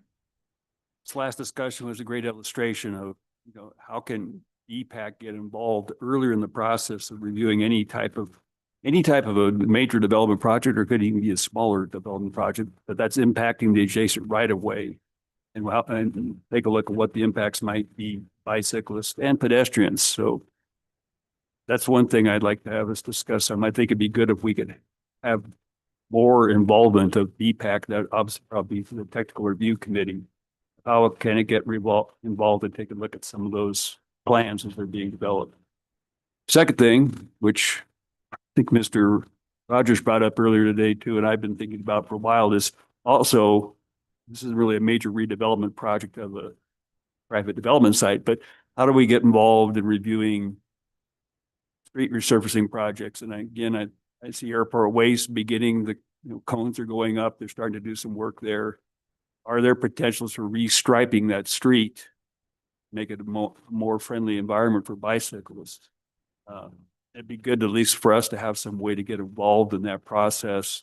Take a look at it. There may not be enough right-of-way width. I don't know what the curb-to-curb width is there. It's when we did a road audit last year, it was a little bit too scary to try to go out there and run a tape all the way across Airport Way, even on a Sunday morning. But I think it would be good for us to have some input on what the restriping of that roadway might be. So, two things. How do we get involved in major redevelopment projects, and how do we get involved with these arterial street improvements? Airport's just the first one that's rolling out. There's going to be more coming in the upcoming years. Ramala, did you have? Yes, Madam Chair, Member Pilcher. So the pavement rehabilitation projects were under my section before, capital projects.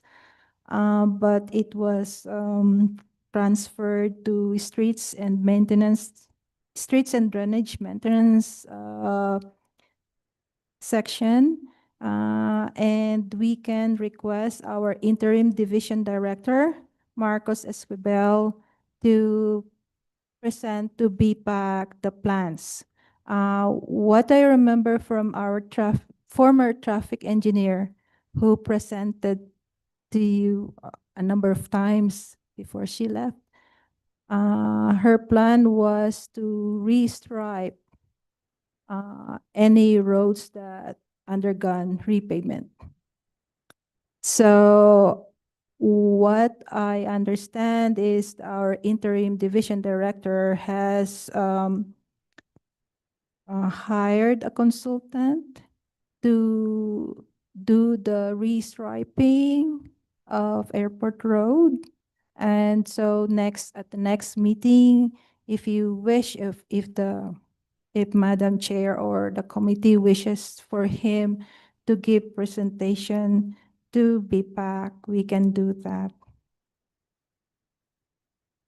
Do we know what type of parameters they've been given? Like, obviously one of the options, which I'm not too excited about, is that, well, one of our priorities is maintaining traffic speed. So if we're going to have 45-mile-an-hour speed limits, need to be in wider lanes, or could it be like, well, no, we want to make it more bicycle friendly. That means we squeeze down and maybe reduce the speed limit. Is that a possibility? Madam Chair, if I may. Test. The MPO has been, under the previous leadership of Morrow, traffic engineer, somewhat deeply involved in this in the past year. The city hired Cliff WSP, quite a brilliant young engineer, to reconsider striping options. So, for example, Airport Road, reducing the lane width from 11 now to 10, adding a 2 to 3 foot buffer on the bike lane. So Andrew with WSP submitted a conceptual plan, these ideas. Our meetings with Jennifer Murrow were very productive in that intent. I have the cross section Friday afternoon with a bit of anxiety, knowing this is moving forward as per the City of Santa Fe press release last week. We're excited. I said, please confirm these plans will be followed through. So unfortunately, I have not heard back. My anxiety is a little, so maybe it would be nice to have somebody come here, say, yes, we're going to fulfill the vision.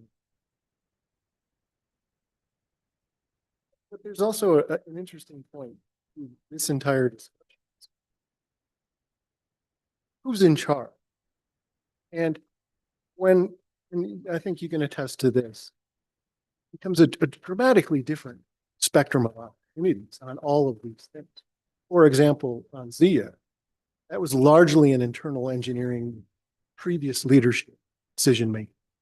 The MPO, albeit we were on the design review team, was not invited to the table and such things. And that was because a certain leadership didn't was there. So it would be great to say that it's continuity. That's why when I speak about the opportunity, having a new public works director. What I do know is that there was a slate of candidates about a week and a half ago. I'm only on a needed no basis, so I had to find this out on the new. That none of them were going to be good enough, and they're starting over. So at least I know that they're trying. And then who's going to be the next traffic? Those two positions could take us this way or that. And if that makes sense, my hope and my vision and dream is that we go have some cool people come and do this together, or it could be like the opposites. I hope that you just provide some context. Then hit or miss sometimes, all of these, at least from our perspective. And Ormella brings a lot of guardrails and process. It's good. It's try to keep doing her leadership, but then look at where we rest from city. So, Yes. So, I have a question. I think it's a great idea to have somebody come and present to us, but is there a way for us to be more proactively involved in the review of repaving, restriping projects so that we're not just kind of finding out and then we can have a presentation? It would be really great to have a process in place. And the same thing for the other issue, which is the review, that we're involved early on with everything that relates to pedestrian and cycling, safety and transportation. And we're not always having to go back or find out, oh, we need to talk to this person because they're restriping next week. So, and maybe, given what you've just said, we need to see who the new leadership is and see if we can be more integrated into the process. Thank you. So looking at our resolution that establishes BPAC, one of the duties is to advise on policies, projects, ordinances, and funding as they relate to bicycling and walking as safe, equitable, viable, comfortable modes of transportation.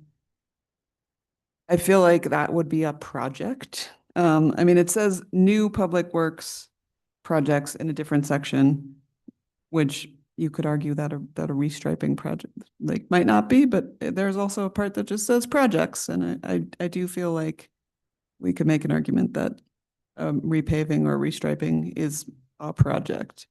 And the city also has a complete streets resolution in which that is supposed to involve any change to streets, needs to include a complete streets component. Ramella knows perhaps how we insert ourselves, or Eric, but I do think it is within the duties of this committee to do that. Madam Chair, as Mr. Oni mentioned, there is an opportunity because we have an interim division director, we have an interim department director, we don't have a traffic engineer, we don't have a traffic operations engineer. What our wish is that this new people will know the value in working with BPAC. What BPAC brings, what SMPO brings, what member of the public brings or can contribute to the design of a roadway or a street, a more progressive thinking of how you design a street. That's our hope. Yeah. But we can request the division director of Complete Streets to, can he share the plans for pavement rehabilitation plans, the striping, the and what are the, I know they prioritizing Airport Road, but after Airport Road, what's next? Mhm. We Yeah, I need the think- plan. I think if we could get him to come and present to us, then we can ask him, like, how are you incorporating this complete streets resolution? How are you incorporating the BPAC resolution? Because I know that resolutions get lost sometimes, and we don't want those ones to get lost, certainly.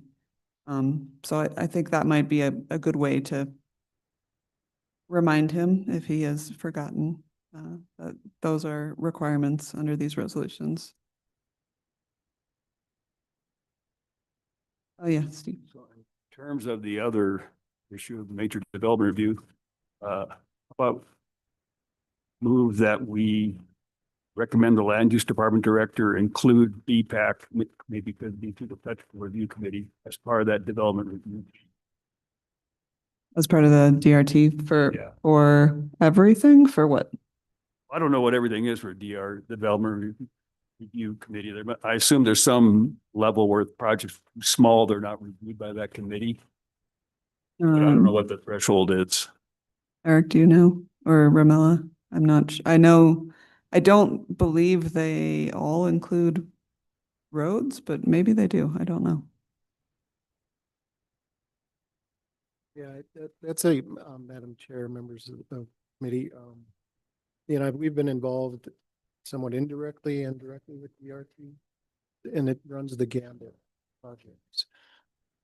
I would say 60% don't really trigger what we speak of. Mhm. And then the rest, and Leah's the lead on this, Leah Ingve, is then she'll look through plans. We did this, our new transportation planner, Carrie Tremblay, and I did this yesterday for the new proposed storage units on 4th Street in Cerrillos. So our point is we went out there and we looked for connectivity for sidewalk. We looked for these improvements to the road in that vicinity that's reason. But to your point, I don't know if the land use department would allow anyone outside of the context city or Eugene Bostwick is with the schools. He's on BRT. I'll get you his contact. So the direct sort of staff, what we might want to talk about is how even the MPO or Ramella can help the Scion. It's like, here's a trigger.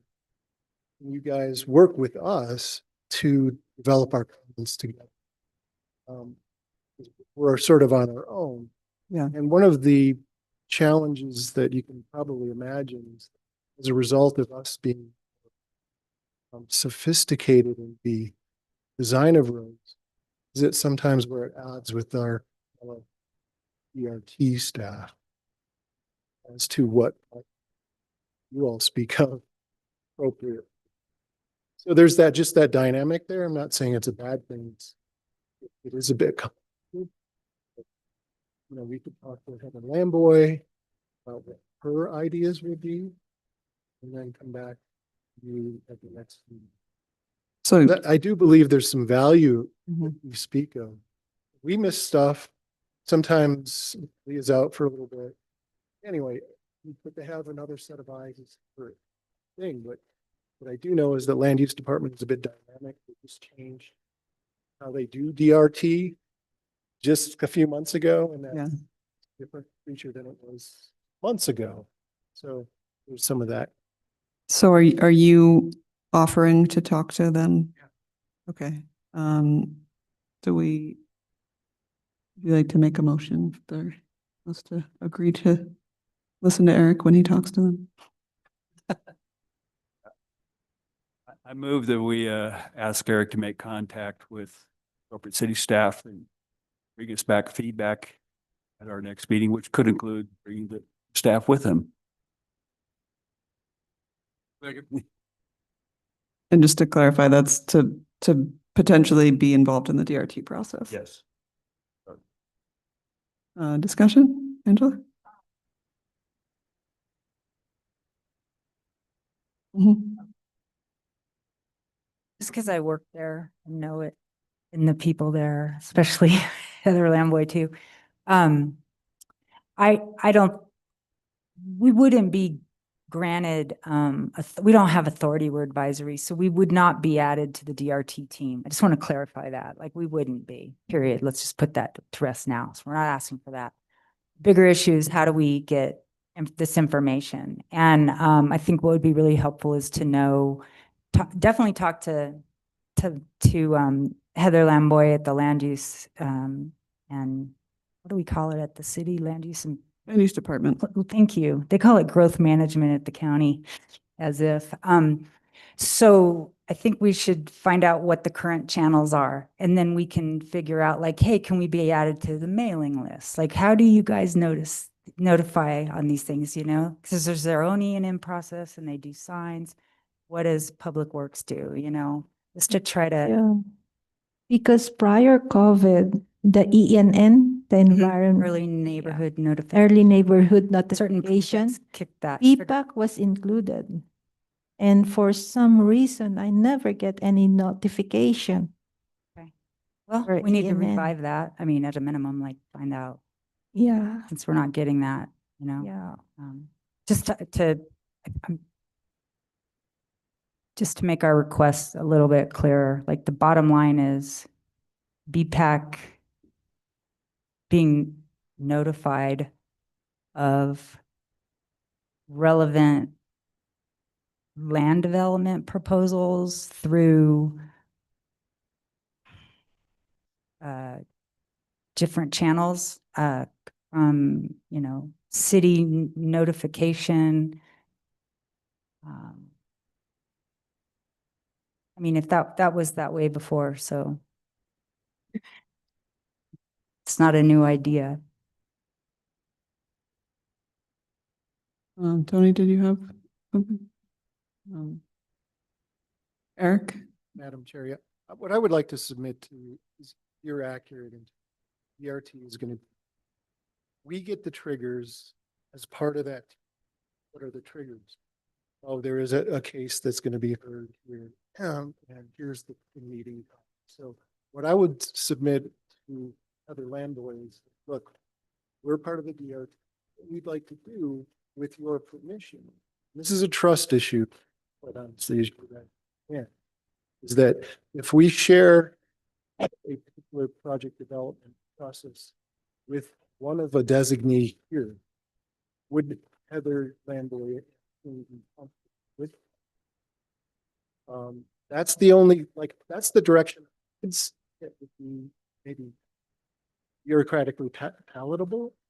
And I think. Yeah, and that in could this room know better. potentially be the technical review subcommittee, hopefully. Okay. So are we comfortable with that? Can we do a roll call vote? I think the motion was to direct Eric, Mr. Ani, and I think he understands the direction. Can we do a roll call? Certainly, Madam Chair. Member Bordigaray, Member Gabriel, Yes. Member Gerlix, Yes. Member Pilcher, Yes. Member Pengili, He had to leave. Snuck out. Member Schiffmiller. Yes. Chair Fegali. Yes. Oh, we have a quorum. Thank you. The motion passes. Okay, moving on to subcommittee communications. First one is policy, planning and law, member Pilcher. Much new to report. We're ready to go whenever we all are going to get together, take a look at the strategic plan.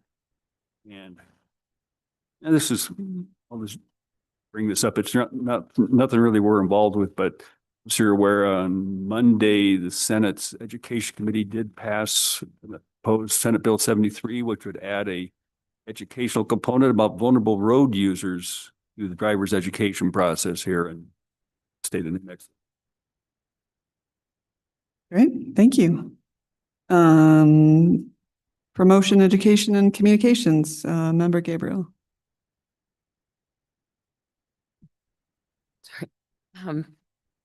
Our subcommittee met to discuss this year's initiatives and priorities for promotion and education, as well as potential modifications to the strategic plan.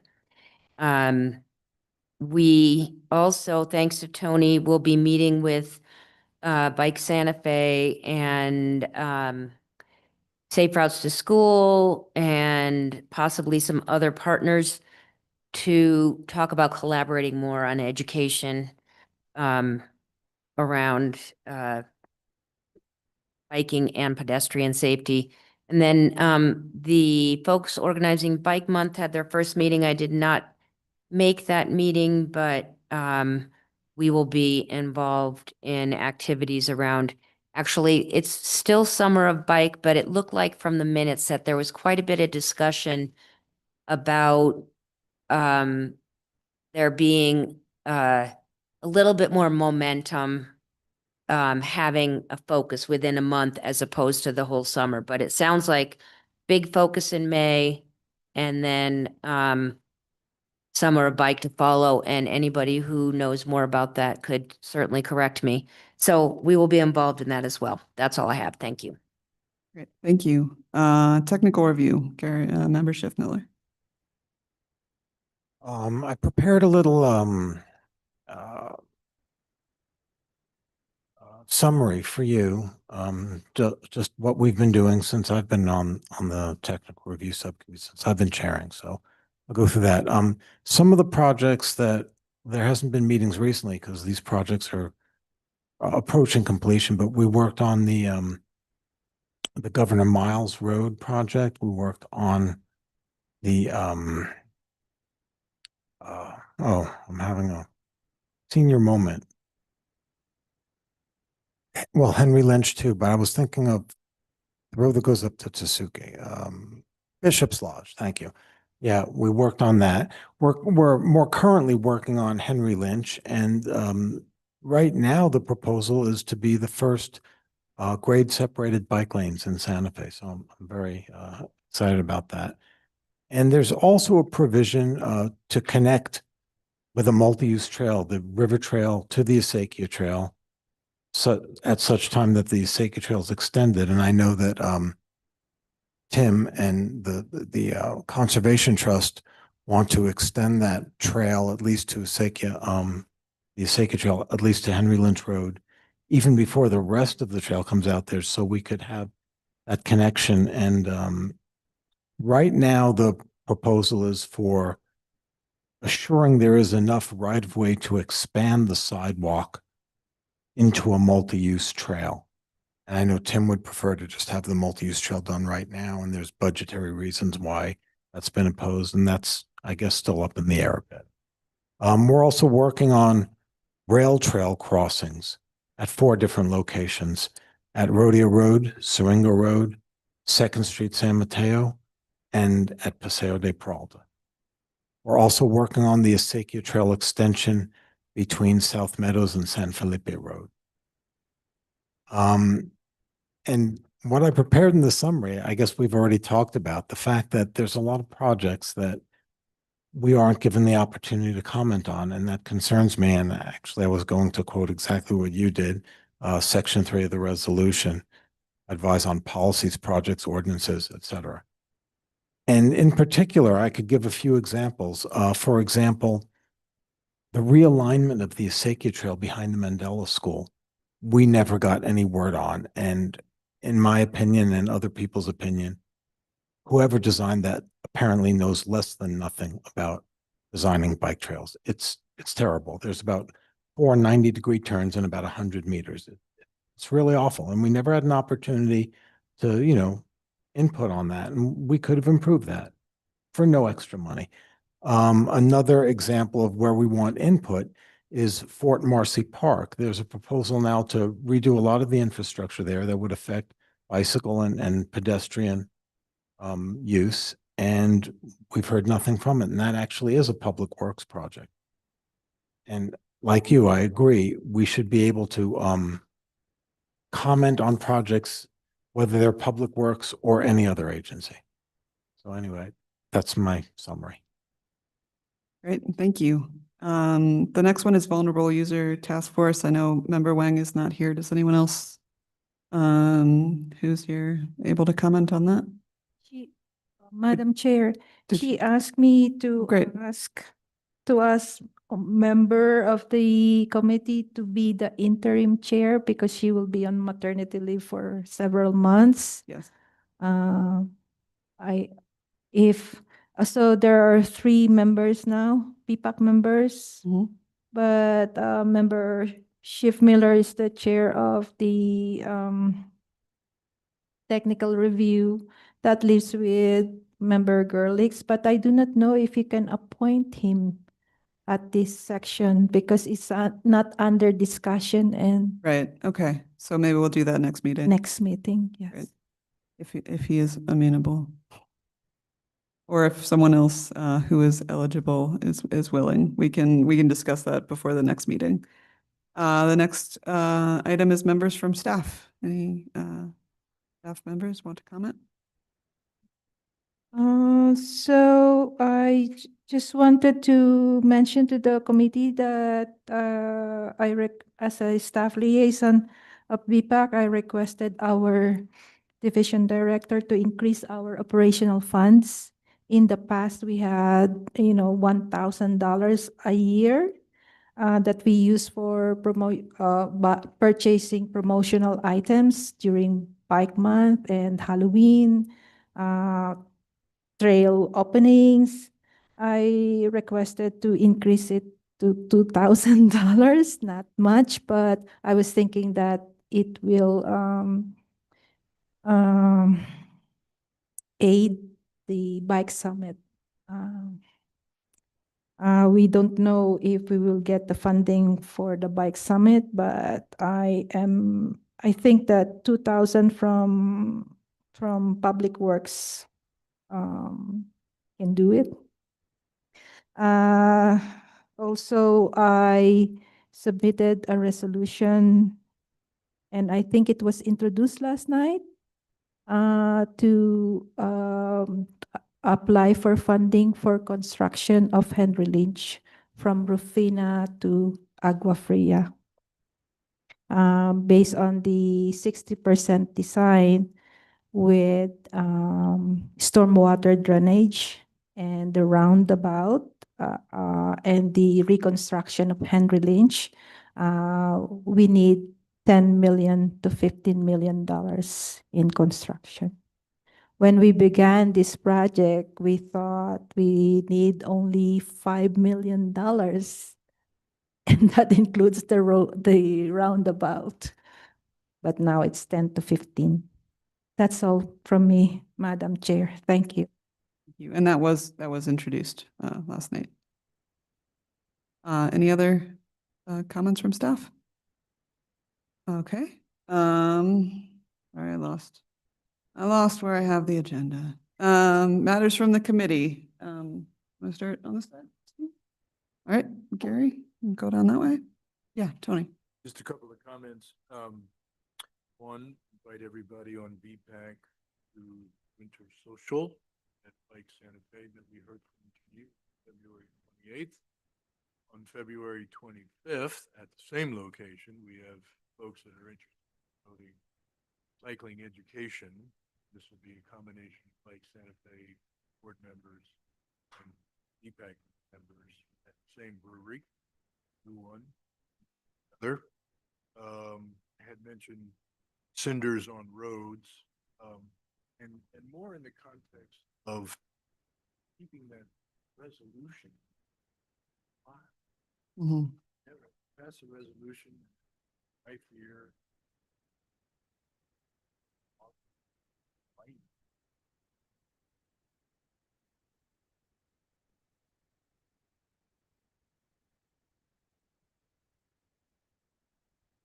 And then, Madam Chair, I don't know if this is appropriate or not.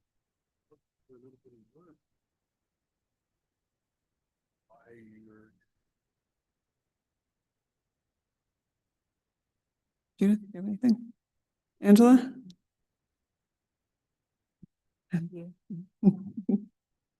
Excuse me, what Tony just brought up, we talked about in our subcommittee meeting at length, and it relates to what Tony brought up regarding the bicycle or the maintenance ordinance. And really it's not so much what the ordinance says, but it's, again, my insight and experience is not just the mechanics, but how how to finesse that, help the city finesse it. It involves interdepartmental, first of all, communication, but coordination. And I mean, that's what I took away from what we're doing. And on my plate was to contact both the Parks Director as well as Land Use Director, just informally, to discuss how that might, because I know they're good to work with and they work together, and how that would work for, I guess, each of their departments in terms of any of it. Like, how you institutionalize these interdepartmental communications, which I know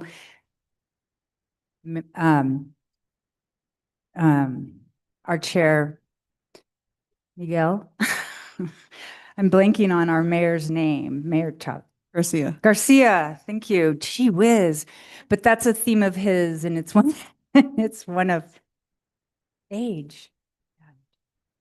I guess I'm just bringing up this issue because it's actually, it's like underneath everything, getting everything done. Is this their staff? Do they talk to each other? Is their authority, for them granted to work together? And that's that's where I'm coming from. Not just, we want to see X. I mean, I wouldn't mind it, just like Public Works have X in the budget to give away, but it's like, how can we make that better for staff? I mean, for staff, the directors who have all this stuff to deal with, like, not just another ask, you know what I mean? So. Yes, go ahead. Since my colleagues brought this up, I think another important issue is the budget, because the budget has been contentious. We don't have a budget for maintenance, and it's insane to have infrastructure that doesn't have a budget. So I would like to propose that we put this on an agenda so we can discuss it more robustly and possibly make a decision about how we can coordinate among the staff, request a budget, and really put this resolution into motion. So is it okay to add this to our agenda for another meeting? Thank you. We will do what we can. Budget season is fast upon us.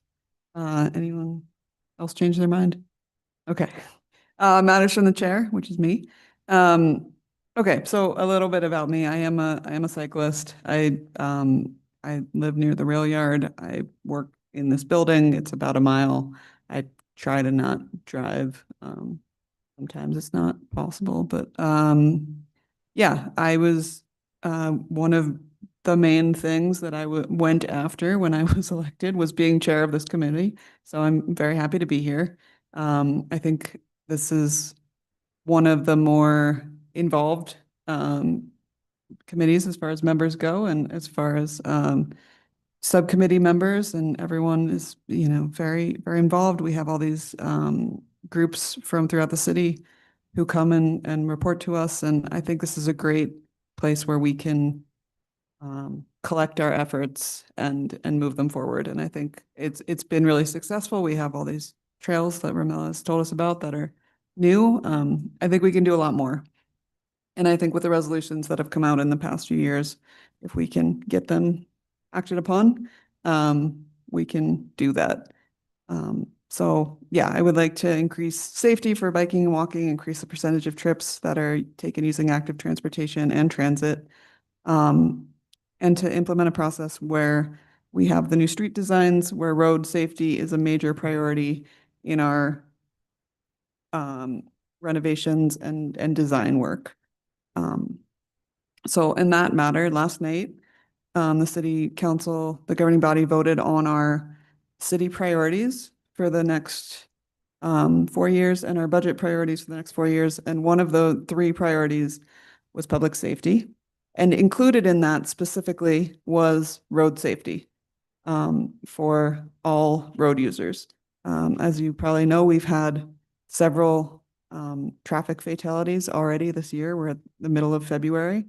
And that, I think that is unacceptable and would really like to not see that happen. We do have a Vision Zero ordinance or resolution, sorry, and we would, I would really like for that to become a priority and become something that we don't just have a resolution sitting in a drawer, but something that we are acting on every time we're considering doing anything to our roads or our sidewalks or our trails. How do we make those safer? Guadalupe Street, before, that's my neighborhood. The sidewalks were unusable. You couldn't bike on it.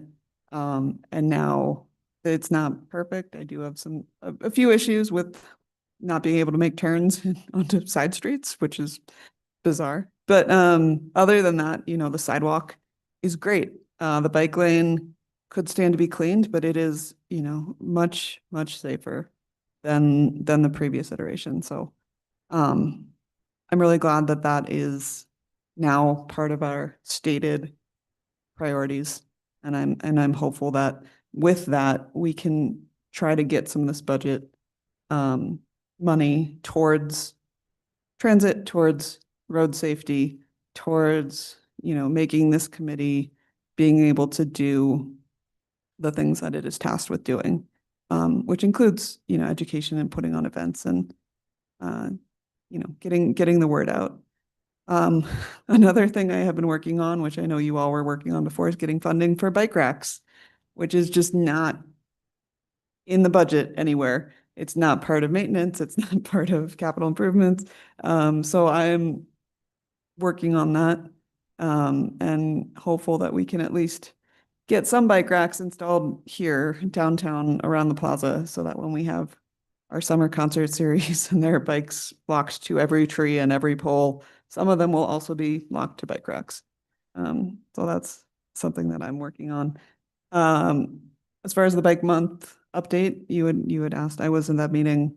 I believe that the consensus going forward is we will have a bike month in May, which will be the main push. And then for the rest of the summer, it will be Summer of Bike. And so we're not trying to cram every event into May, but many events will be in May, and then it will continue out throughout the summer. And then I would like to mention again the event that Councilor Castro is starting to plan. I will probably help with that. That is a District 1 event. It will be at Frenchie's sometime in the spring. We're just in the very early phases, but the idea is to have food trucks and bicycle advocacy and active transportation, and perhaps also transit if we can swing that in the short amount of time that we have. And just to remind everyone, what Director Baca said, the Transit Advisory Board does have an opening. It is at large, so anyone in the city can apply. And I hope people do if they're so inclined. Tony, do you have something? Yeah, thank you so much for that. That's exciting. Energy looking forward is great.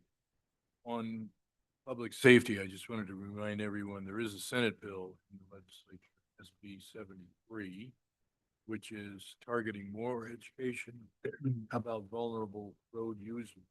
I don't know if the city has a lobbyist at the legislature that We do. does I'm that. not sure that they are involved in that particular bill. Any of us, however, past Senate Education.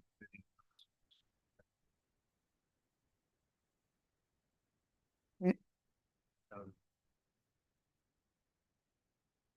Okay. Our next meeting is March 12th, 2026. And with that, we are adjourned. Thank you.